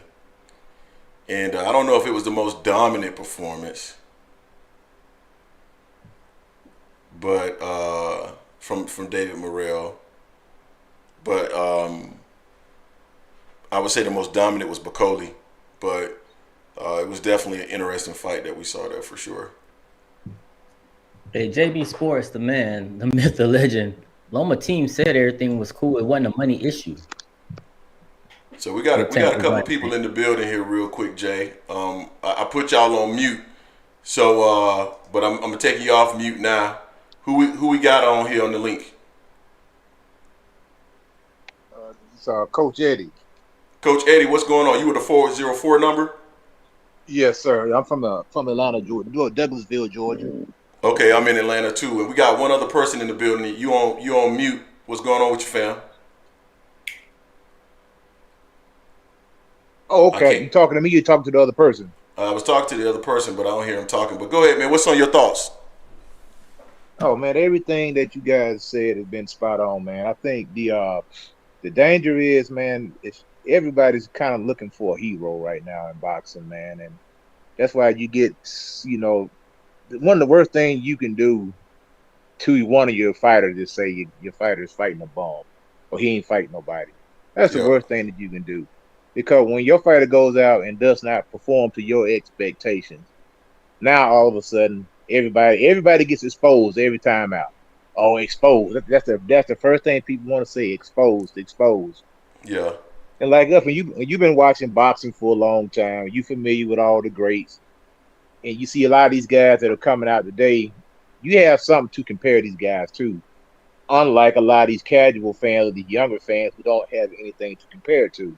It's Mm-hmm. kind of like somebody just now learning about hip hop, like a teenager, and thinking, you know, that these guys are great and not really having anything to compare to, like what we had when the birth of hip hop came out, Facts. all the way up from the 80s to now. You like, man, this guy's trash compared to this guy.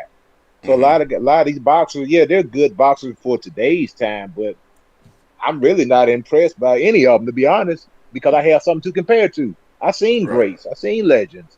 You know what Yeah. I'm saying? So that makes that puts your opinion in context in a whole different, you know, a whole different area right there, because you actually have something to compare to. Mm-hmm. Now, as far as Bud right now, Terence Crawford, great fighter. He's on his Floyd Mayweather right now. He's on his Money Mayweather right now. Mm-hmm. The knockouts are over with. You know, that Bud that take the risk, that's over with. What I seen last night was a Bud who didn't want to get knocked out, Yep. who played it safe, and you know, done enough to stay ahead on the scorecards. That was it. You know, because anything right now, any hiccup messes up his bag. Any knockdown messes up his bag. Any loss definitely is going to mess up his bag. So he's going to play it safe from here on out. He's not going to fight those other guys in 154. Those guys that can really, you know, challenge him, like Jamel Charlo. That's a tough fight for Bud. Not sure if he wins that fight. Sebastian Fundora, that's another tough fight. A lot of those guys at 154, those are some tough fight. Any fight from here on out with Bud is a tough fight at 154 pounds. All this, you know, this whitewashing guy, that's over with, man. I feel you. I feel you. I don't disagree with that. I think the power that I think the ability to really hurt opponents, I think that's probably over with now, unless it's a tomato can or somebody that's on a lower level at 154. And I think it would be even tougher at 60 and 68 to hurt anyone. But they'll definitely hurt him. Exactly. Yep. You're exactly right. Okay. Anything else you want to share with the people, fam?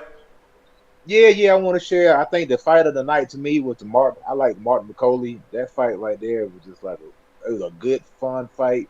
Jared, Big Baby, man, he just lost his marbles, man. I don't know what the heck he was thinking or what type of game plan he came in there with, man. But that was a horrible game plan to stand in front of a guy who can goddamn knock your freaking head off, man. I mean, you sitting there standing in front of that's George Foreman 2.0. And you gonna outbang this guy? I mean, Martin McCauley, you know, he's not body beautiful. You know what I'm Yep. saying? Came in there with his stomach covered up, but the dude can punch. Yeah, The he did. dude, he's tough. He can throw arm. He's the type of guy that can throw arm punches and knock you out, man. And that's exactly he was throwing arm punches and was knocking Big Baby all around the ring with arm punches. I mean, this guy is a tough out for anybody. And I don't. To me, I'm gonna tell you another thing. I see Big Baby's lazy. He's lazy. He don't run. He don't do road Tell us, work. I know he don't do tell us about that, Coach. Why you say that? too heavy. Man came in almost 255 pounds, man. You know what I'm saying? He don't. I looked at it. I said he don't run, man. He shouldn't be that heavy, especially for a fight with Martin McCauley. It's dumb of you to even come in that heavy when you know you need your legs to. You know you need your leg against a guy like that. You can't beat a guy like that standing in the ring. Especially now, if you was like a guy that had really had that one punch concussive power, that you can hit a guy and really get him out of there, then that's different. Big Baby's not a big puncher as a heavyweight. He's a decent puncher, but he's not big. Because if he was a really big puncher, the amount of times he hit guys with, they would be falling out. He's hitting guys clean and they're not falling on their face. He's not an Anthony Joshua. He's not Deontay Wilder. Those guys they hit you clean, you're knocked out, man. You know what I'm saying? Those are big punchers. He's not that type of guy. So for me, if I'm in that camp, we getting that weight down, 235, 240. And in our game plan is, look, we're going to stick and move on this guy. But we're not going to stand in front of this guy and give this guy a chance to really load up on us and get a beat on us. Because I'm going to tell you another thing, too. Martin McCullough seemed like he had the faster hands. I mean, you're standing there with a big 280-pound guy who has quick hands. You got guys that are big, but he has quick hands. And you know just as well as I know, when you're big and when you can move your hands fast, that generates power, man. And he's a big guy. So why are you fighting this guy like this, man? And it was a crazy fight, man. As far as Shakur, you know, at the end of the day, man, we got to stop giving these. I think we gave these guys flowers too quick, man. We put this 4 kings on these guys, man. That's the worst thing we could have did, because they walk around like they, you know what, don't stink, and ain't none of them really did nothing, man. You know what I'm saying? None of them. They cherry picking, they picking and choosing who they want to fight. You know what I'm saying? They doing everything in the world but fight each other, man. You know, and that's what the problem is. These guys got to fight each other. They got to stop picking and choosing. They got to stop all this, what they call clout chasing and all this stuff. And we got to stop crowning these guys too fast, man. Crowning these guys at the next coming of whoever, because these guys aren't. They're not that, man. You know, at the end of the day, these guys aren't. They're not cut from that cloth. I feel you on that, man. Crowning these dudes too quickly I definitely think is a problem. I think it also prevents fights from happening, because they then start to believe that hype as well, right? Exactly. And like, it just to piggyback off of that, even with the 175-pound division, I think what happens is we'll take a star, just speaking in general, a casual, he'll take a star and he'll say, oh, he's the best at 147. All he has to do is go beat one guy at the next weight division, and he's automatically the best guy at that weight division. That's just not true, because you got 10 other guys that are in that top 10. You don't know which one is going to give you problems because you hadn't fought that guy. You know, you hadn't fought that guy. I think that's a bad thing, that the sanctioning body, they'll take a guy and they'll automatically let him skip the line in the new division and just skip over all them other guys like he's the best. And he's not true. Bud is not the best fighter at 154 pounds. Because how do we know? He hadn't fought everybody at 154. How do we know he's the best? You beat one guy at 154. That doesn't mean you're the best. That just means you beat him. Yep, you know, so I think that's a problem right there. We got, as fans, we got to be more intelligent than that, and we got to stop calling these guys bums. We got to stop downplaying their opponents, because when you do that, you by default, you're lessening your fighter when he beats that guy. Facts. Exactly. Facts.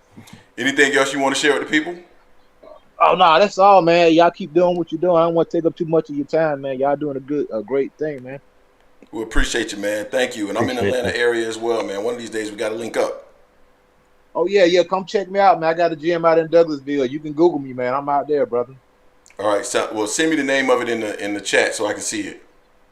Yes, sir. All right, man. Later. Later. All right. So we got brother, I just unmuted you, man. You came in second. Can you hear me? Unmute yourself. There you go. You unmuted. What's going on? If you're talking, I can't hear you. You there? Like you went back on mute. I can't hear him either. You there? All right, man. I can't hear you. You look like you unmuting yourself, but maybe you didn't set your mic up, fam. You might want to come back out and come back in. Let us go to the next person. Yo, I got you off mute, my man. You came in third. What's going on? Can you hear me?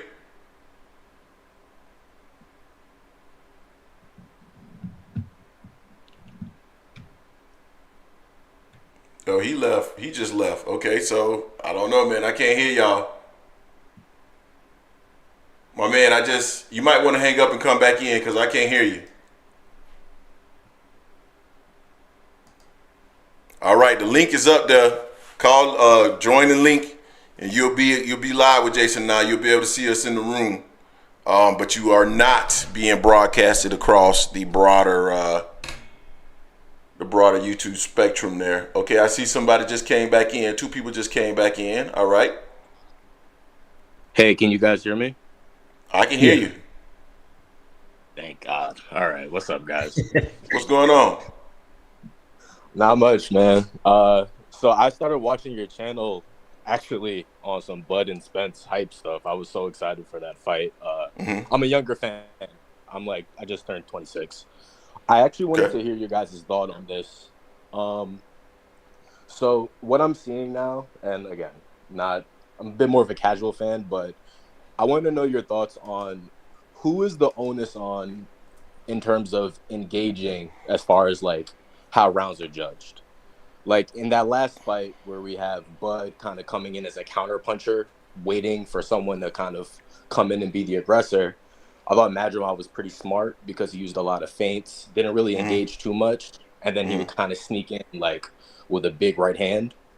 And I kind of found the discourse on Twitter interesting because some people were saying Bud needs to get going, while other people thought Madrimov, like, he's not really going in for the kill there. So how do you guys feel about that? It's interesting because I'm a Shakur fan, so I have to fight kind of defend this dude all the time. But I do think that, like, that counter-punching style, Bud is kind of a good example of it because we saw how aggressive he was against Spence, how much, action and how great that fight was for people watching. But then you watch against Madrimov. So we know Bud can hit people, so we don't say that Bud's running. So I guess, what are your thoughts on that in terms of like how you think those rounds should be judged and kind of just in the bigger picture, where do you see that going with boxing with all these counter-punching styles? Yeah, so for me, and this is just my opinion, Jay, and I'll let you chime in. I'm gonna give about 30 seconds of this, but so when you're thinking about a boxing match, right, it's gonna be judged based off of ring generalship, punches landed, damage done, defense, all these different things as a combination, right? And so you got to kind of look at it, and it's subjective, right? So you got to look at all these different things and see who is, able to operate under those parameters the most effectively, right? So from my perspective, Madrimov is the aggressor, but at the same time, he's feinting a lot. And a lot of his feints, he's just, you got to use your feints in order to get inside, and just feinting. You're not doing anything. We know Terence Crawford is a natural counterpuncher. We know that's what he does. And regardless of whether or not we don't believe that we're biased, there's a bias towards that, understanding and seeing what he was and who he is. So you understand that Crawford is going to wait back and see if he can counterpunch it. So I believe the onus was on Madrimov to be more aggressive, to get Terence Crawford to do something that he doesn't normally do, which is be more aggressive and then try to open Crawford up to land a shot. So that's the way I saw it that for that particular fight, but each fight is going to be different and unique. Jay, what's your thoughts on that? Yeah, I mean, definitely each fight's going to be different because styles make fights. The aggression, just because you're coming forward doesn't mean that you're winning a fight if you're not doing nothing with it.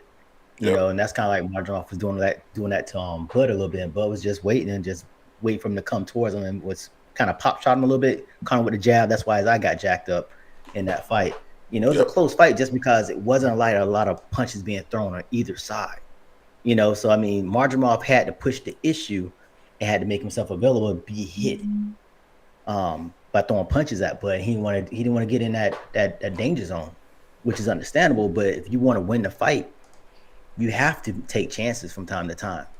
You have to take chances. It gotta be more than just the straight right, the cross that he was throwing. And he landed it a few times on Bud, but he didn't follow up with nothing.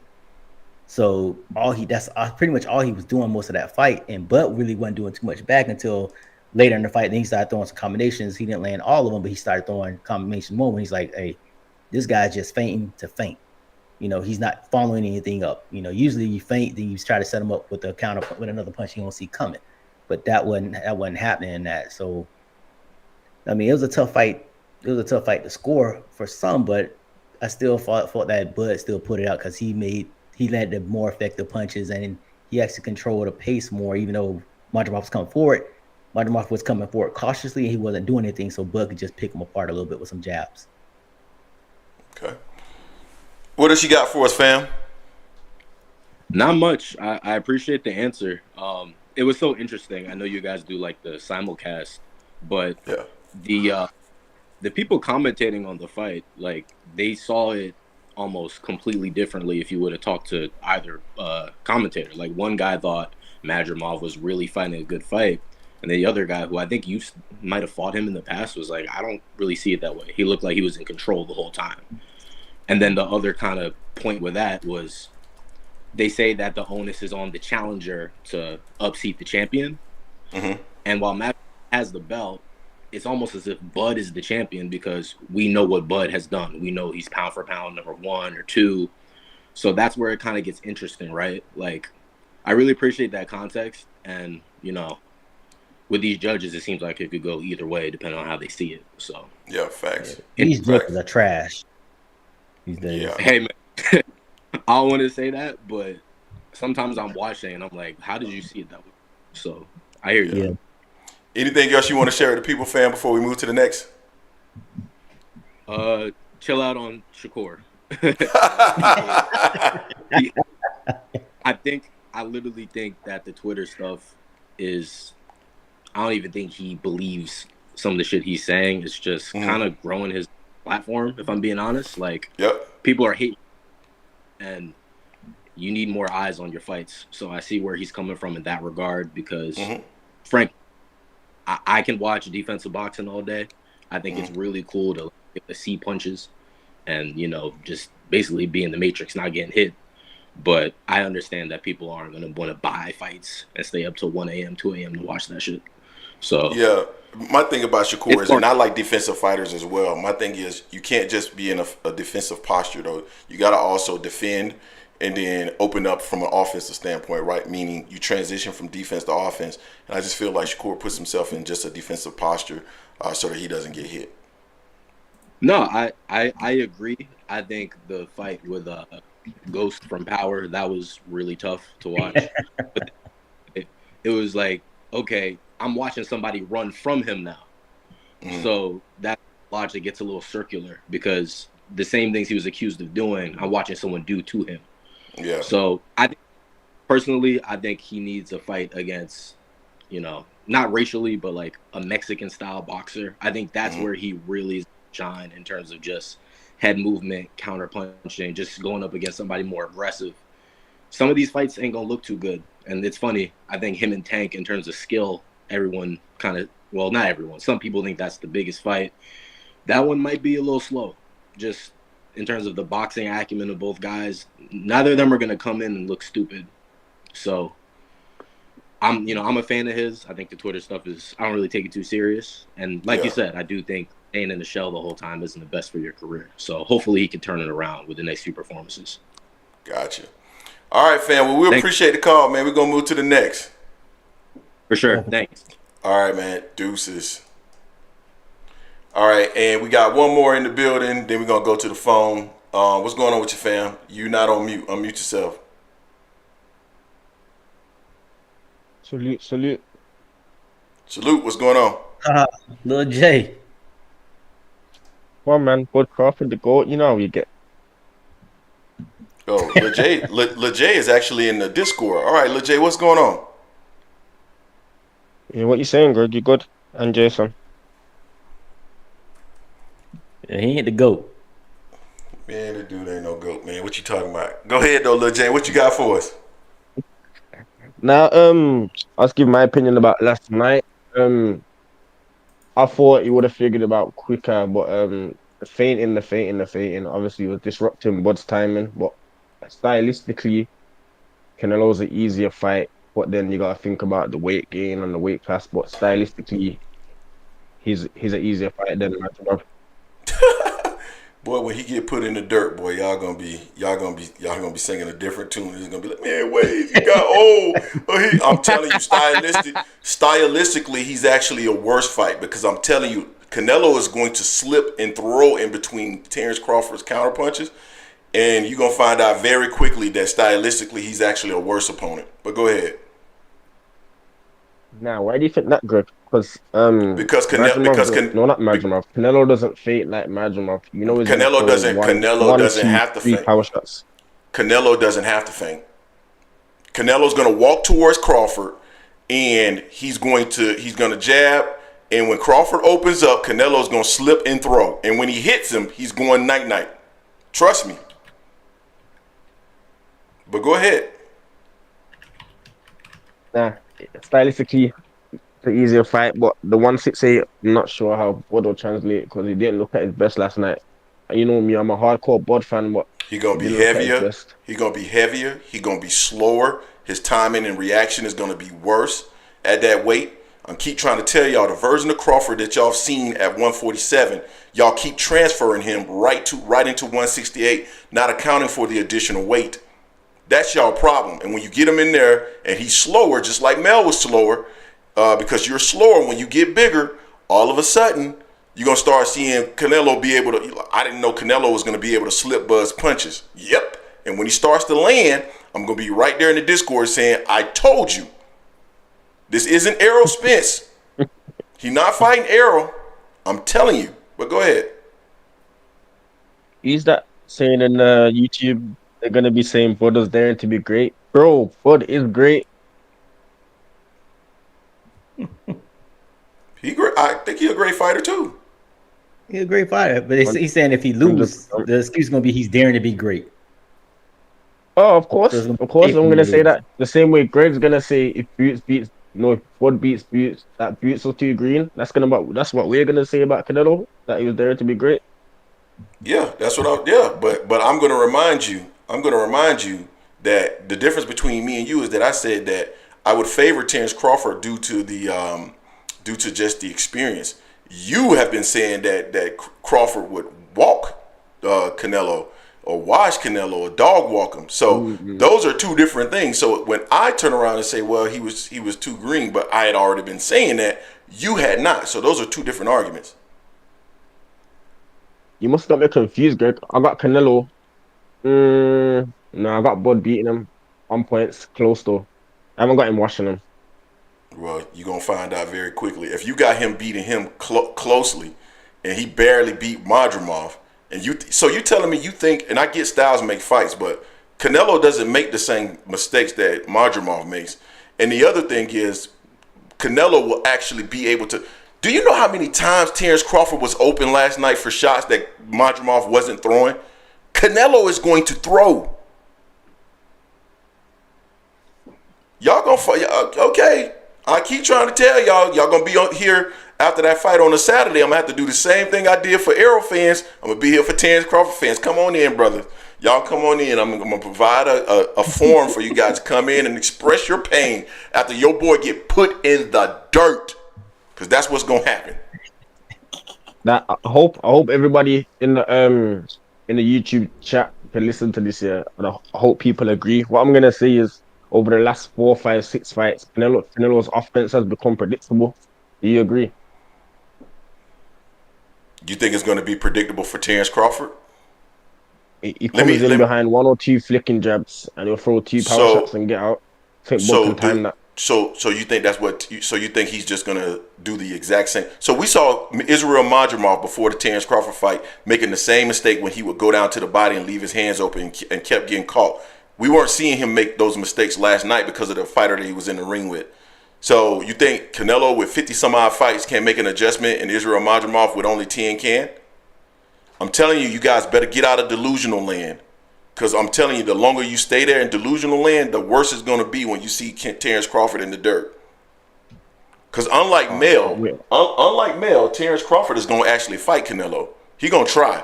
And when he does, because he's not going to be able to beat Canelo with what he did against Madrimov last night. All that just kind of like just trying to paw out there and all that other stuff, that's not going to work. So he's going to actually have to open up and take a risk. And when he does, he's going into the dirt. Greg. What? Don't forget, Canelo is not unbeatable. We've seen him lose twice. The blueprint's there 2 times. 2 very different performances from Bivol and Floyd. Yeah, the blueprint's there. And does Terence Crawford fight? Does Terence Crawford fight like Bivol? Is he as big as Bivol? Does Terence Crawford fight like Floyd Mayweather? Nope. So the blueprint is there. Just because a blueprint is there doesn't mean you can operate it, man. Just because I don't know, there's some engineering documents out there on how to build a house, doesn't mean that you, Lil J, can go and execute it. Because you don't have the skill to execute building a house. Oh, I'm making the assumption here. You might be a builder. I don't know. But if you're not a builder, you don't have the skill to execute building a house. It doesn't matter if the blueprints are right in front of you. Can't wait for this fight, Greg. I can't wait. Oh, my God, man. Damn, like, see, You this is gonna the be reason winning, why. they fighting. See, he ain't come back down to earth yet. I cannot wait. See, most Terence Crawford fans have not come back down to Jason, earth. and you, I can't wait, Jason. I can't wait. Most Crawford fans came back to earth, man. You still out there in the stratosphere, man. You still out there on another planet. Hey, Lil J, you a Devin Haney fan and a Shakur fan too? Haney, Shakur, Ford, Usyk. I like Beats as well. So let me. We did a poll earlier today, and I'm gonna tell you, there's a ton of Terence Crawford fans on this channel or follow this channel. I voted on it. One second, I can tell you what I voted. Let me find it. Yeah, but let me tell you, people say that our channel is swayed because of the content that we produce, but we did. Does Greg hate on Terence Crawford? The vast majority of people say yes. So there's a ton of Terence Crawford fans on this channel. The question was, now that Terence Crawford has defeated Madrimov, has your mind shifted about his chances versus Canelo? The responses were, had Crawford before, still got Bud. Had Crawford before, unsure now. Had Crawford before, now Canelo. He was never beaten Canelo. 32% said had Crawford before, still got Bud. Those are the Terence Crawford fans. Had Crawford before, unsure now. 14%. That's still some of Terence Crawford fans. They say, I don't know now. Had Crawford before, still got Bud. Had Crawford before, unsure now. Oh, okay. Had Crawford before, now Canelo, 8%. He was never beating Canelo, 46%. He gonna get put in the dirt. I'm telling you, you're gonna be sad. Gonna be a sad day for you, Lil J. I'm gonna be here to both I'm gonna be here both to make fun of you, but also uplift you. Okay? I wanna make sure that I kick you while you're down, and then I wanna lift you up. Okay? That's because I'm not gonna kick some. Yeah, I'm not gonna kick you for an entire year like some of y'all have been trying to kick us for an entire year. So I'm gonna kick you for probably a day, and then I'm gonna uplift you. Then the next day I'm gonna kick you and uplift you, and I'm gonna kick you and I'm gonna uplift you for 2 weeks. Kick and uplift, kick and uplift, kick and uplift, and then I'm gonna move on. Does that sound good? We gotta drag it out for at least 6 months. Say that one more time, Jay. That sounds fair, but I can't wait for the fight. He's gonna show you that how it's done.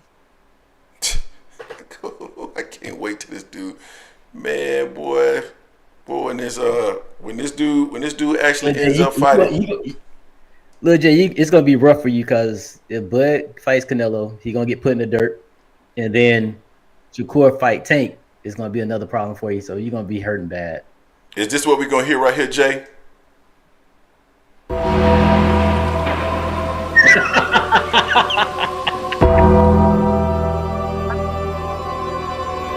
Dearly gathered here, we come to pay homage to Terence Crawford, Canelo, that moved up to 168 and bit off way more than he can chew.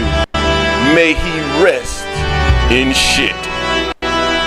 All right. Lil J, we got to move on to the next, man. Anything else you want to share with the people?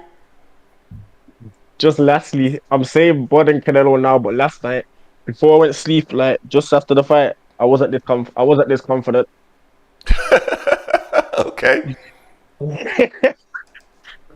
Last night I was saying he shouldn't go for Canelo, but a day has gone past, and I'm back on Super Bud, Aqua Bud. Let's go. Okay.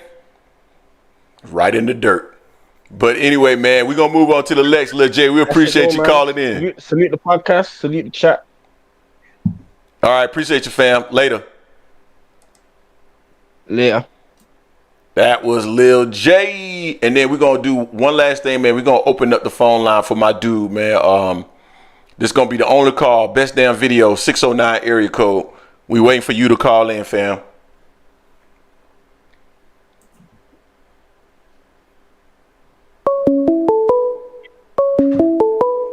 Oh, man, I got to take this one real quick. I believe it's Adrian. Yo, is this Adrian? Yeah, it is. What's up, guys? What's going on, man? I got to take. I was gonna only open it up for 609, but I'm gonna take your call, Adrian. What's going on? Appreciate it. Check this out, man. So I'll make it. I'm gonna get to the point. So last night in the fight, man. Hey, Bud is human. Bud, tell them Bud fans he's human, and he don't want Boots at all now. I'll tell you something right now, man. Madrimov was throwing just one punch at a time. That would have been Boots. It would have been coming in flurries from the left, from the right, southpaw, orthodox. We all know what's up with that, man. He does not want to fight Boots. Boots would be too much of a problem. I stand by that straight up. Now, everybody's got to get their nose out of Turki Alashik's behind, man, because, you know what? Yeah, he's giving us some good fights and all that. But for him to not even talk about, sponsoring a Benavidez and Canelo fight, I don't know, but it kind of makes me question his end game to the whole thing, And he talks about, like he told Boots that he's down to give him a Crawford fight, but I don't know if I believe him. I don't know what to believe. And until I see him put it on paper, I'm not gonna really put my trust in Turki Alashik so much, And man, and what was that? A Turki Alashik party festival or something? Everybody was kissing his butt, man, giving him an award for this, award for that. And I kind of felt bad for you guys back east, man, because man, that fight didn't start till like 1 a.m. for you guys. It was like 10 o'clock over here in L.A. So I was like, man, it was late. That was awful for you guys, huh? Yeah, it was. But Madrimov, he's a decent fighter. Don't get me wrong, but he's not the best out there. And he gave Bud all he can handle. I think Bud won. I think Bud won. Bud did win the fight. So anybody who's bitching, complaining, saying that Madrimov won, nah, I think Bud won. But Bud ain't that guy. Bud ain't that guy, man. So, anyways, you know what, man? I just want to give a shout out to Boots Dennis out there. Hopefully he gets that big shot out there. But I don't think Bud's gonna give him a shot, man. I don't think he will. But Boots is too deadly, man. So, yeah, one more thing. And a couple of callers before, Homeboy mentioned Peter Garcia, I guess, man, Robert Garcia's son, what he says about Boots. I kind of have to differ on that because I seen an episode where Peter actually asked him about Boots' last fight. And what did Peter say? Peter said, that's a bad motherfucker. He said Boots is a bad motherfucker, straight up. So, hey, man, everybody knows who Boots is, man. Boots is a real deal. Just give him a shot, man. So, Boots for president, let him get a shot. I'm going to leave you guys at that because I know you guys got plenty of callers today. Give a shout out to my dad in heaven. Love you, Dad. My son, Jeremiah. Love you, son. Oh, yeah. And the caller that lost his pops out there, man, hey, keep your head up, man. Just keep your eye on the Lord, man, and he'll get you through it, bro. So, thanks. You guys have a real nice weekend, Jason and Greg. Appreciate your time, man. Thank you, man. Talk to you soon. All right, straight up, man. All right, bye-bye. Later. ASVPT with 199. Now, we're not running for your call, man. We were just going to take 609 was the last call we were going to take. And we waiting for him to call in. He still ain't called in yet. Been trying to wait for Terrence best damn videos. But I'm telling you, being up from late last night, boy, it's starting to catch up with me again. I had plenty of energy when we started off the call. Now I'm tired again. I see somebody they on the link, but I don't hear him talking.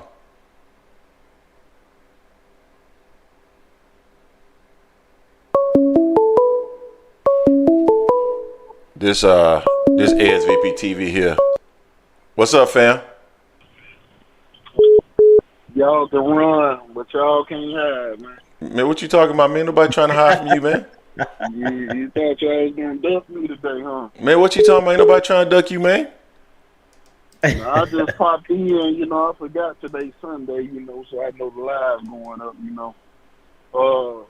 Piece of card last night, I could have did without the Eminem. I could have did without that performance. I fell asleep in the middle of that. But good card overall. Big Baby, I bet on him. I'm not a big of a fan of Big Baby, but I put money on him, and it cost me my play yesterday. Didn't do my research properly on Bacoli.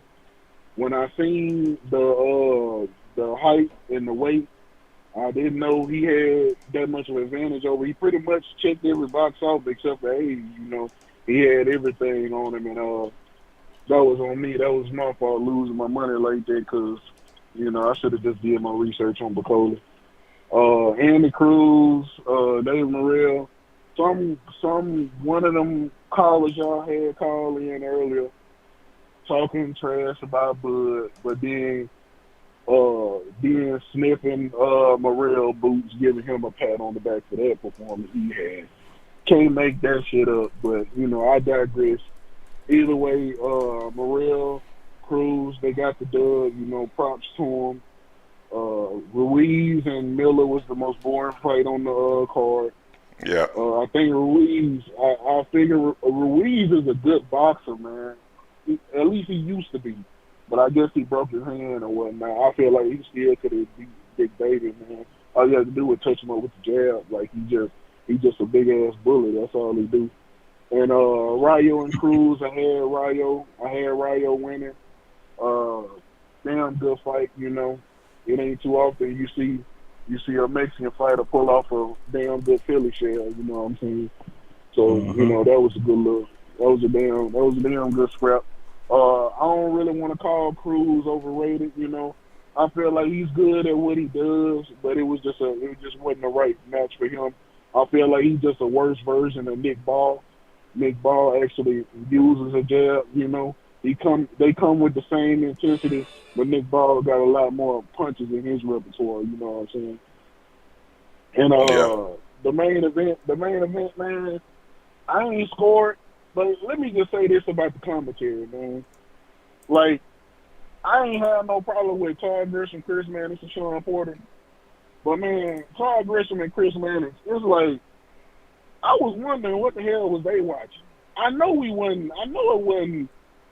clearing, and I know it was a fight. It was a competition. This wasn't no like, you know, no steamroller then. But they was talking like Madrimov just dominating this and that, and then on the other hand you got Sean Porter who talking about he got it 6-1, but it's round 8. You know what I'm saying? Like I get it. We appreciate the love, Sean, you know. But I had to cut the sound down at one point, you know what I'm saying? I thought it was a good performance from Bud. For me, I give it a B. Didn't really see as much as head movement as I expected to see. Madrimov was landing some good shots, but he wasn't really landing combinations. He'll land the right hand. He was landing shots, some good uppercuts, the right hand, but it was like pot shots. It was a shot here, then a little time go by, a shot there. Bud was connecting with combinations. Bud was landing combinations, bro. He was landing combinations. He was getting a little shot on. He started I want to say he didn't start slow, but the work started, like the plan actually started coming into fruition, like a little later on, you know what I'm saying? But he started, like, the work rate, like, he started out pretty good. You know, I just wish he was slipping a little bit more than what he usually do. Now, there could be maybe, they say he didn't get a chance to warm up somehow with the gloves. Like, I guess they put him in Grant, and I think when he started warming up, they split. They tore on him, you know, or whatnot. I don't know why they putting him in Grants when they know he got to deal with Everlast, you know what I'm saying? But that ain't here or there. What I loved about it, though, was I didn't know what the score was going into the last few rounds, but Bud clearly had a sense of urgency, and that's what I love to see, you know. We're not leaving, I know it's a good chance when you're going into the 11 and 12 rounds, it's a good chance it probably could go into the judge's hands, but you really want to, like, not get him an opportunity to take the fight away from you, you know what I'm saying? You want to go out there, take the fight to Madrimov, and that's what he did. I feel like he floored the gas in 11 and 12. Like, I guess he just stopped respecting what Madrimov was coming back with, you know, because I ain't gonna lie, if Bud ain't proved nothing else, all that shit about him being chinny, that shit over with. That ain't in question no more. about him being timid. That ain't even a question no more, because he took some good shots. But, you know, I didn't like how many shots he was taking, you know. He's getting hit, he's shaking his head, it ain't phasing me. I mean, all right, that's cool. But overall, solid performance. I give it a B. Got to do better next time. I'm pretty sure the layoff and the weight might have played a role. 36 years old could have played a role, but for 36 years old, the man looked great. So I want to say it's probably the going up and weight and probably the layoff, you know, more than anything. And last point, I feel like for me, this is how I see Crawford and Canelo going in terms of blood performance. It's just a few minor differences, a few minor adjustments or tweaks I can see him making on his end. But this is the type of performance, you know, minus a lot of the drawbacks, this is the type of performance I can see him having against Canelo Alvarez. A little bit more slipping, a little bit more moving. Madrimov was shading him perfectly in them first few rounds. Like, he was getting that. He was sticking with him. He wasn't letting Crawford get away. But it was like a little chess game. They was moving. Madrimov was cutting the ring off, and Bud still get out of there at some point. It was like that. That's what I expect with Canelo Alvarez. I feel like Madrimov just came with a little, like, he was hella awkward. You know what I'm saying? Like, even when it'll look like sometimes when they get in them exchanges, it'll look like Crawford hurt him to the body because of how awkward he get out of the pocket. You know what I'm saying? Like, I think he going down, but he just dive his head and then just grab. He'll dive and clinch. He won't just clinch straight up. He'll put his head down and clinch. You know what I'm saying? But I thought he hurt him pretty good in the 11th round. I felt like he was about to get him out of there. You know, I feel like he was about to get him out of there at one point. But yeah, overall, solid performance. I give it a B. Need to see some improvement the next time around though. Maybe Fundora next if Canelo fight don't happen. But now that he done showed some weakness, I think Canelo can take that fight. Because why not take your biggest payday and then get an easy fight in your mind? You know what I'm saying? Yep. Sometimes that weakness is exactly what you need to get them to bite the bait. So, hey, you know. But, yeah, that's my call, man. Appreciate y'all, man. Man, same, man. Shout out to you, man. We'll talk later. All right. Later. All right, best videos. We're going to wrap up with you, man. Call in. You're the only call we're going to take.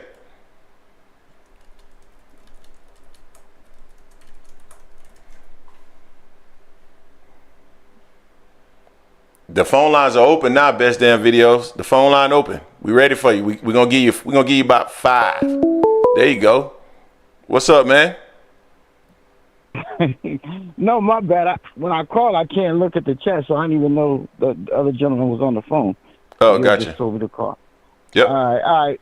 A few things. With Shakur, the thing is, I would call him a duck only if they don't at least offer him the $6 million.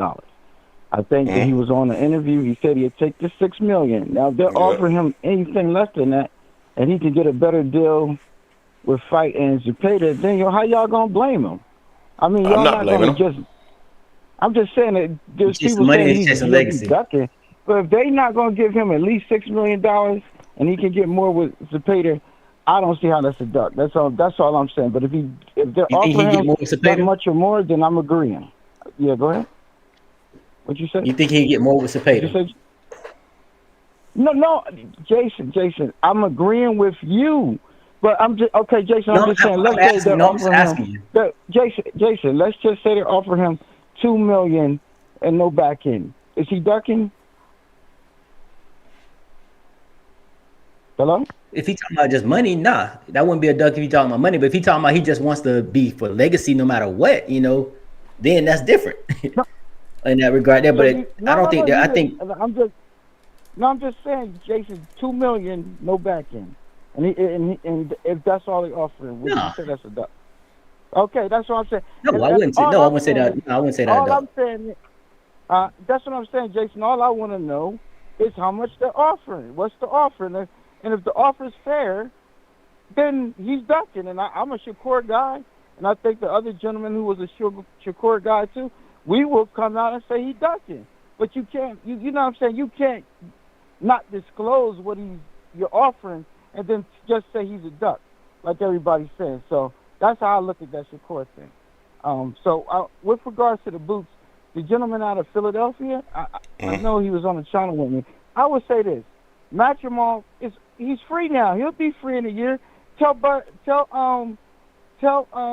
to reach out to him and show us that you could go knock that guy out. And then now, instead of fighting Indonesia, fight him. He's going to be free. Let's see what Boots can do against him.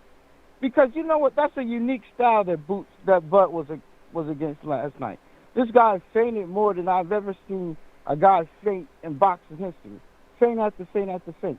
That was difficult for him to download that information because I can tell you this, all of the people that Bud fought, he never fought anybody that just fainted constantly. And the second thing I would say that was difficult for Aquabud? Huh? Say that again? That was difficult for the great Aquabud to understand? Guys, listen. But Jason, did you have a chance to rewatch the fight, Jason, in slow-mo? Slow-mo? Yeah. Man, I could barely stay away from everything in regular motion. No. Okay, so when I watched the fight live, I thought it was close too. And it was something sort of like when Porter fought Bud. I thought that fight was close. But when Boxing Jim slowed it down, he showed you how Bud was dominating that fight. I invite anybody that thought that fight was close going into that 10th round, go watch Boxing Jim's piece where he slowed everything down and showed you how he was dominating for the entire fight. When I slowed it down, because you know what, that was such a bias. The people that were on there were so biased, because I guess it was a dazzling event or whatever. They were super biased. You know that they said in that telecast that punches that land on the gloves is scoring. I'm like, okay, no wonder they thought it was a close fight. Because all of the punches he's hitting with Bud, because Bud is blocking 90% of them punches, they're talking about, that's scoring. I'm not lying. Go to it and you'll see that that's what they said, that he was scoring when he was hitting Bud and Bud was blocking the punches. And you remember when Bud stuck his tongue out? They said, he stuck his tongue out because he got hit. Bud was sticking his tongue out because he deflected both shots. He caught both of those shots and stuck his tongue out and like, nah, you can't hit me. You know what I'm saying? So I invite both of y'all, really, and I'm serious. Rewatch the fight in slow-mo. You'll see that Bud actually dominated this kid in that fight. So do you have to watch every fight in slow-mo that we don't agree with? No. I'm saying, okay, listen. Like I said, if you're a fan of that fighter, you would want to do that. But I'm just saying, if you think that he lost or you think that fight was close, and I hope Boxing Jim does it again, he will show you that they were lying about, like the CompuBox numbers, they were fake. That was a fraud. I don't know, maybe those guys were hired by Dazzin, but it was totally fraudulent for them to say that CompuBox numbers were correct. Because you will see that this guy every shot that he landed against Bud, they highlighted it. Trust me, the guys on the telecast made sure to highlight, and there wasn't many highlights for them to say that he had. I'm telling you, that fight. I'm gonna be honest with you. I don't think neither one of them had a bunch of highlights, including Crawford. But no. But I'm telling you, Greg, I know you said that you were going to rewatch it. Seriously, we rewatch the fight and come back and tell us your honest opinion. Because when you rewatch that fight, you'll see that this guy, like when Bud was hitting him with body shots, bing, bing, the telecasters didn't say nothing. Like, I saw those body shots. So Bud is putting on a clinic that I'm not even seeing. He's so good at it. I had to rewatch it to see how he's putting on a clinic against this dude. It was easy work. Easy. And the only thing that they highlighted was when he hit Bud with the right hand. Listen, Bud won that fight. Bud won that fight. That fight was clear to me. But if you calling that a clinic, man, that's cap. He clearly won. All I can say. But Greg, watch it slow-mo. Now Jason said, "Oh, don't slow-mo." Well, what speed is slow-mo though? They got several slow-mo speeds. What speed specifically? The speed. I mean, I don't know what speed I was on. I would slow it down every time they would engage. When one of them would punch, I would even give Madrimov the punch because sometimes, like the channel that I was watching, I don't know, like it's out of view. Like Madrimov would punch, and I know that I'm pretty sure that Bud is blocking that shot. But I gave Madrimov those punches. Every one of them I gave him. And if you give him every one that's out of view, and the ones that Bud is hitting him clearly with, you still got Bud way ahead of this kid. This kid did not want to commit. He did not want to commit to his punches because he knew what would happen. Neither did Crawford. Neither did Crawford. And to their point where they say, Boots is going to let his hands go. That's a mistake because that's what Bud wants you to do. Yeah, he wants to counter you. Yeah, I hear you. I hear you. But you know how you beat Crawford? You punch with him. You actually, to beat Crawford, you have to let your hands go. I agree, but that's a difficult task. And when you do that, you're taking a chance on getting caught with something. And he's taking a chance of getting caught, too, and he leaves himself open. That's true. But, hey, it is what it is. And then Madrimov, he did get hurt a couple of times. You saw that. I didn't. Who was the one grabbing? Who was the one grabbing? No, he was just slowing down the action. He was tired. He looked tired to me. When Bud hit him with that nice uppercut, he immediately grabbed, got his stuff together. Now that's the difference between. You saw that in slow-mo regular speed. You're absolutely right. If that's a 147 fighter, they might go down. Jay, he slowed down his speed. He slowed down the speed and looked at specifically the dilation of his eyes to determine that Madrimov was hurt. You just got to slow it down and look at the dilation of his eyes. No.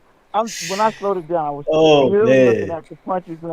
You guys will see that because I thought that I never really looked in CompuBox because I thought it was some sort of computer score, and I had to look, and I looked it up, and I'm like, so there wasn't an investigation in the past where the guys where they were found that they were cheating on that CompuBox. So I'm sure these guys were actually cheating on that because the numbers were ridiculous. They were giving this guy, must have given him points for hitting gloves. Have y'all ever heard of that?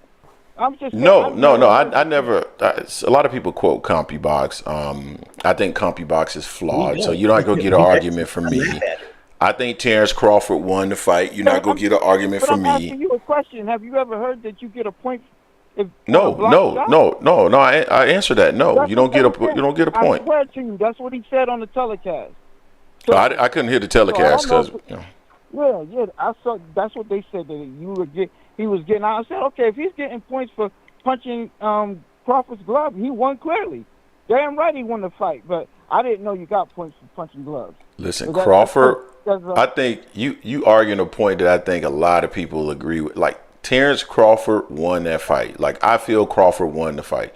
I don't know how close it was because I didn't judge it, but because I didn't judge each round. But I thought he won the fight. When you get a chance, please judge the fight. But you got to do it in slow because I say you got to do it in slow because I missed some of his questions. Listen, let me ask you a question. So, it's like a movie. You watch a movie the first time, you might miss scenes. Terrence, I hear you. I hear you. Terrence, I hear you. I hear you, but listen. Yeah. Fights don't happen in slow motion, man. They don't happen in slow motion. So you're judging everything based off of what you see. So I can go and watch it in slow motion all I want to, but if he fight Canelo Alvarez, I mean, the judges there, they're not gonna be, hey, now can y'all throw y'all punches at 0.5 speed so that we can judge when he? No, they're gonna be judging based off what they see, man. But in reality, against Canelo Alvarez, it's really not gonna even matter how the speed is, because all we're gonna hear after that is. Listen, no. This is what I say. Wait, hold on a second. One more point before we get to Canelo. One more point that I want to make. The gentleman was saying Go ahead. The kid, the Shakur fan was saying, who has to go first? First of all, this was a fight, and they were saying the champion gets, and normally he's right. The champion, you have to beat the champion clearly. But here's the thing: he was dealing with Bud. He's like pound for pound, and by the way, he was he had all three of the belts at the lower division, so they're going to give him deference in that fight. And by the way, Madrimov is a nobody, so yes, Madrimov has to win, and he has to win clearly. So hold on, Jay. Because last week when I argued that same point with Gervonta Davis and they're gonna give him deference, you said it was cheating. Now you're talking about they're gonna give Bud deference because nobody knows Madrimov, and you're okay with that. Reconcile that for me. No, but Bud clearly beat him. Listen, brother, you just made my point from last week when we were discussing this, and you know you did. At the end of the day, you're not going to get. Hold on, let me finish. You're not going to get rounds against somebody who is well known for fighting in a specific way, where it's obvious all you're trying to do is connect in a certain way and not actually fight. Just like Madrimov is not going to get. Hold on. Just like Madrimov is not going to get credit. You just said Madrimov is not going to get credit for Terence Crawford because they're not going to serve him deference. I said what the kid said. The kid said who has to go first. If they both posturing like in the beginning, I'm saying that Madrimov or Shakur has to land first. He has to land first. He has to land more punches. That's what But in the event that it doesn't happen, hold on. But then you said in the event that doesn't happen, they're going to have deference towards the guy that they know. No one knows Madrimov. That's basically what you just said. If it's 0-0, yes, you're going to give it to Tank over Shakur. No, but it don't have to. But I'm telling you, it don't have to be 0-0 because last night it wasn't 0-0. It wasn't 0-0 last night. But the problem was. Because there were rounds there that I felt. There were rounds there that I felt didn't no one do anything. But you know, the person that is the aggressor is going to get it because at the end of the day, the person, depending on if a round is close, they're going to serve. They're going to have deference towards the one, no matter the length. You can't sit up here and talk to me about Shakur landed 5 punches and Tank landed 3, and you're saying, well, they got to give it to the person who landed more, and then make the same argument in the same breath that you don't trust CompuBox. Like, dog, what you saying don't make okay then. I did before last night, but I had to look it up just to see. Oh, okay then. So your entire argument, what you telling me is your entire argument from last week, we should take it and throw it in the trash. Got it. Let's go. No, don't even go there, Greg. That's I was telling you last week that the CompuBox stuff didn't really make any difference. I mean, at the end of the day, there are certain criteria that they're looking for, and depending on the judge, just because you land more jabs than someone else, if they were the aggressor, they show better defense during that round, or whatever, man, they show better. You may still get the round, and in that particular case, Shakur Stevenson isn't going to get rounds against another pound for pound guy, and who is a star in the sport like he got against De Los Santos. That's all I was saying. But go ahead, man. Let's wrap this up because I got to get upstairs and have some dinner. All right. So the last point with Canelo. Wish I could cook this no more. I'm gonna say this. Listen, I'm gonna say this. If Buzz fights Canelo, there's no use for him putting on a whole bunch of weight, bro. He should go in there at around what he's weighing at now if he's gonna fight him. Why? Because he's going to have to be able to move. And if he moves... He couldn't move last night. He couldn't move last night. What? He couldn't move last night. He was moving. What are you in the Twilight Zone? The Dude, boy was moving last night. Man, Terence Crawford wasn't moving like that last night, man. He was moving backwards. Dude, when we say moving, we're talking about fleet-footed movement, where he's like moving and getting out of the way and da-da-da-da-da-da-da-da. No, that's not what he was doing. He was moving backwards. Of course he was moving. It's a fight. What you mean, running? Hey, man, go ahead, man. Go ahead, man. Go ahead. That's all I got to say, Bud, don't run. Yeah, he gonna get put in the dirt. You do know he gonna have to at least weigh 160 pounds coming in on fight night, right? He's gonna have to at least be at 160. That's mandatory. You can't come in at 158. What is wrong with you? You gotta come in you gotta come in the weight class, brother. You gotta come in above 160. Okay. So he's gonna be heavier on fight night, and he gonna be even slower, man. Y'all better come back to reality, man. Y'all better come back to reality. He needs to stay at 154, or we're gonna hear the Undertaker's music. I'm telling you. Well, I'm agreeing with everybody else that say just go for the undisputed and leave it alone. Stay at 54. Because he should just stay where if he could come in around where he's at now and just try to use angles and beat him, I think he can do that. But coming in at 160, yeah, if he can't move at 160, nah, I agree he shouldn't. He gonna get his ass angled right into the dirt. Because there's no use coming in at 160. The weight not gonna do you no good. Coming in heavier against, and he gonna be even slower, and he going right into the dirt. All right, well, undisputed is good enough to be held one of the top 5 on fight. Yeah, man, go for undisputed at 154. But I have a feeling somebody there might put him in the dirt too. Who? I don't know. Who? I don't know. Because I don't think none of them could beat Madrimov. Yeah, not Madrimov. Not Madrimov, the baddest motherfucker. Oh my God. Not Madrimov, the baddest motherfucker on the planet. I'm asking you. So you don't think Tim Tszyu can beat Madrimov? You don't think Tim Tszyu can beat Madrimov? You don't think Mel can beat Madrimov? Nope. Man, hey Terrence, man, what's your last point, man? I can't. Yes, I can't. Thanks for having me on the show. Please, guys, listen. Please slow-mo that fight and tell me Bud didn't just absolutely put on a clinic. That's all I gotta say. Slow motion, huh? God dang it, Juvenile. Watch it in slow-mo. That's all I gotta say. Peace out. Good show. Appreciate you, fam. All right, man. Later. All right, later. Yeah, man. That was Terrence's best damn videos, man. He's saying, you know, we gotta watch the fights now in slow motion in order to be able to judge them. I guess we gotta start telling the fighters that when they fight, they gotta slow down. But you know, at the end of the day, slow motion for me, moving slow motion for me. Yeah, put the fight in slow motion for me. We're gonna watch every fight, man. If we put all the fights in slow motion last night, man, I guess we would have been Riyadh would have lasted 24 hours. We still be watching right. We still be watching right now. Anyway, man, that's the show for today, man. Let's go ahead and give shout out to the people that supported the channel today. Jay Miller with the $4.99. Jay Miller again with the $4.99. Jay Miller with the $1.99.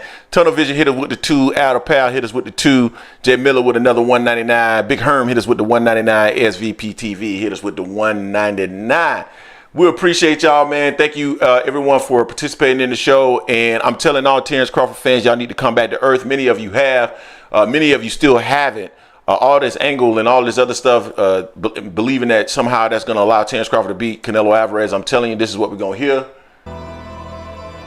Oh, man, it's going to be a lot of slow singing, flower bringing. If he jumps into the ring with Canelo Alvarez, let me tell you that he's going to put him in the dirt. Bud just needs to stay at 154 and be undisputed. Stay at 154 and you're good. Anyway, that was the show, man. We appreciate all y'all, man. We're going to have to jump. And we got content coming out tomorrow, man. Until next time, peace. Peace.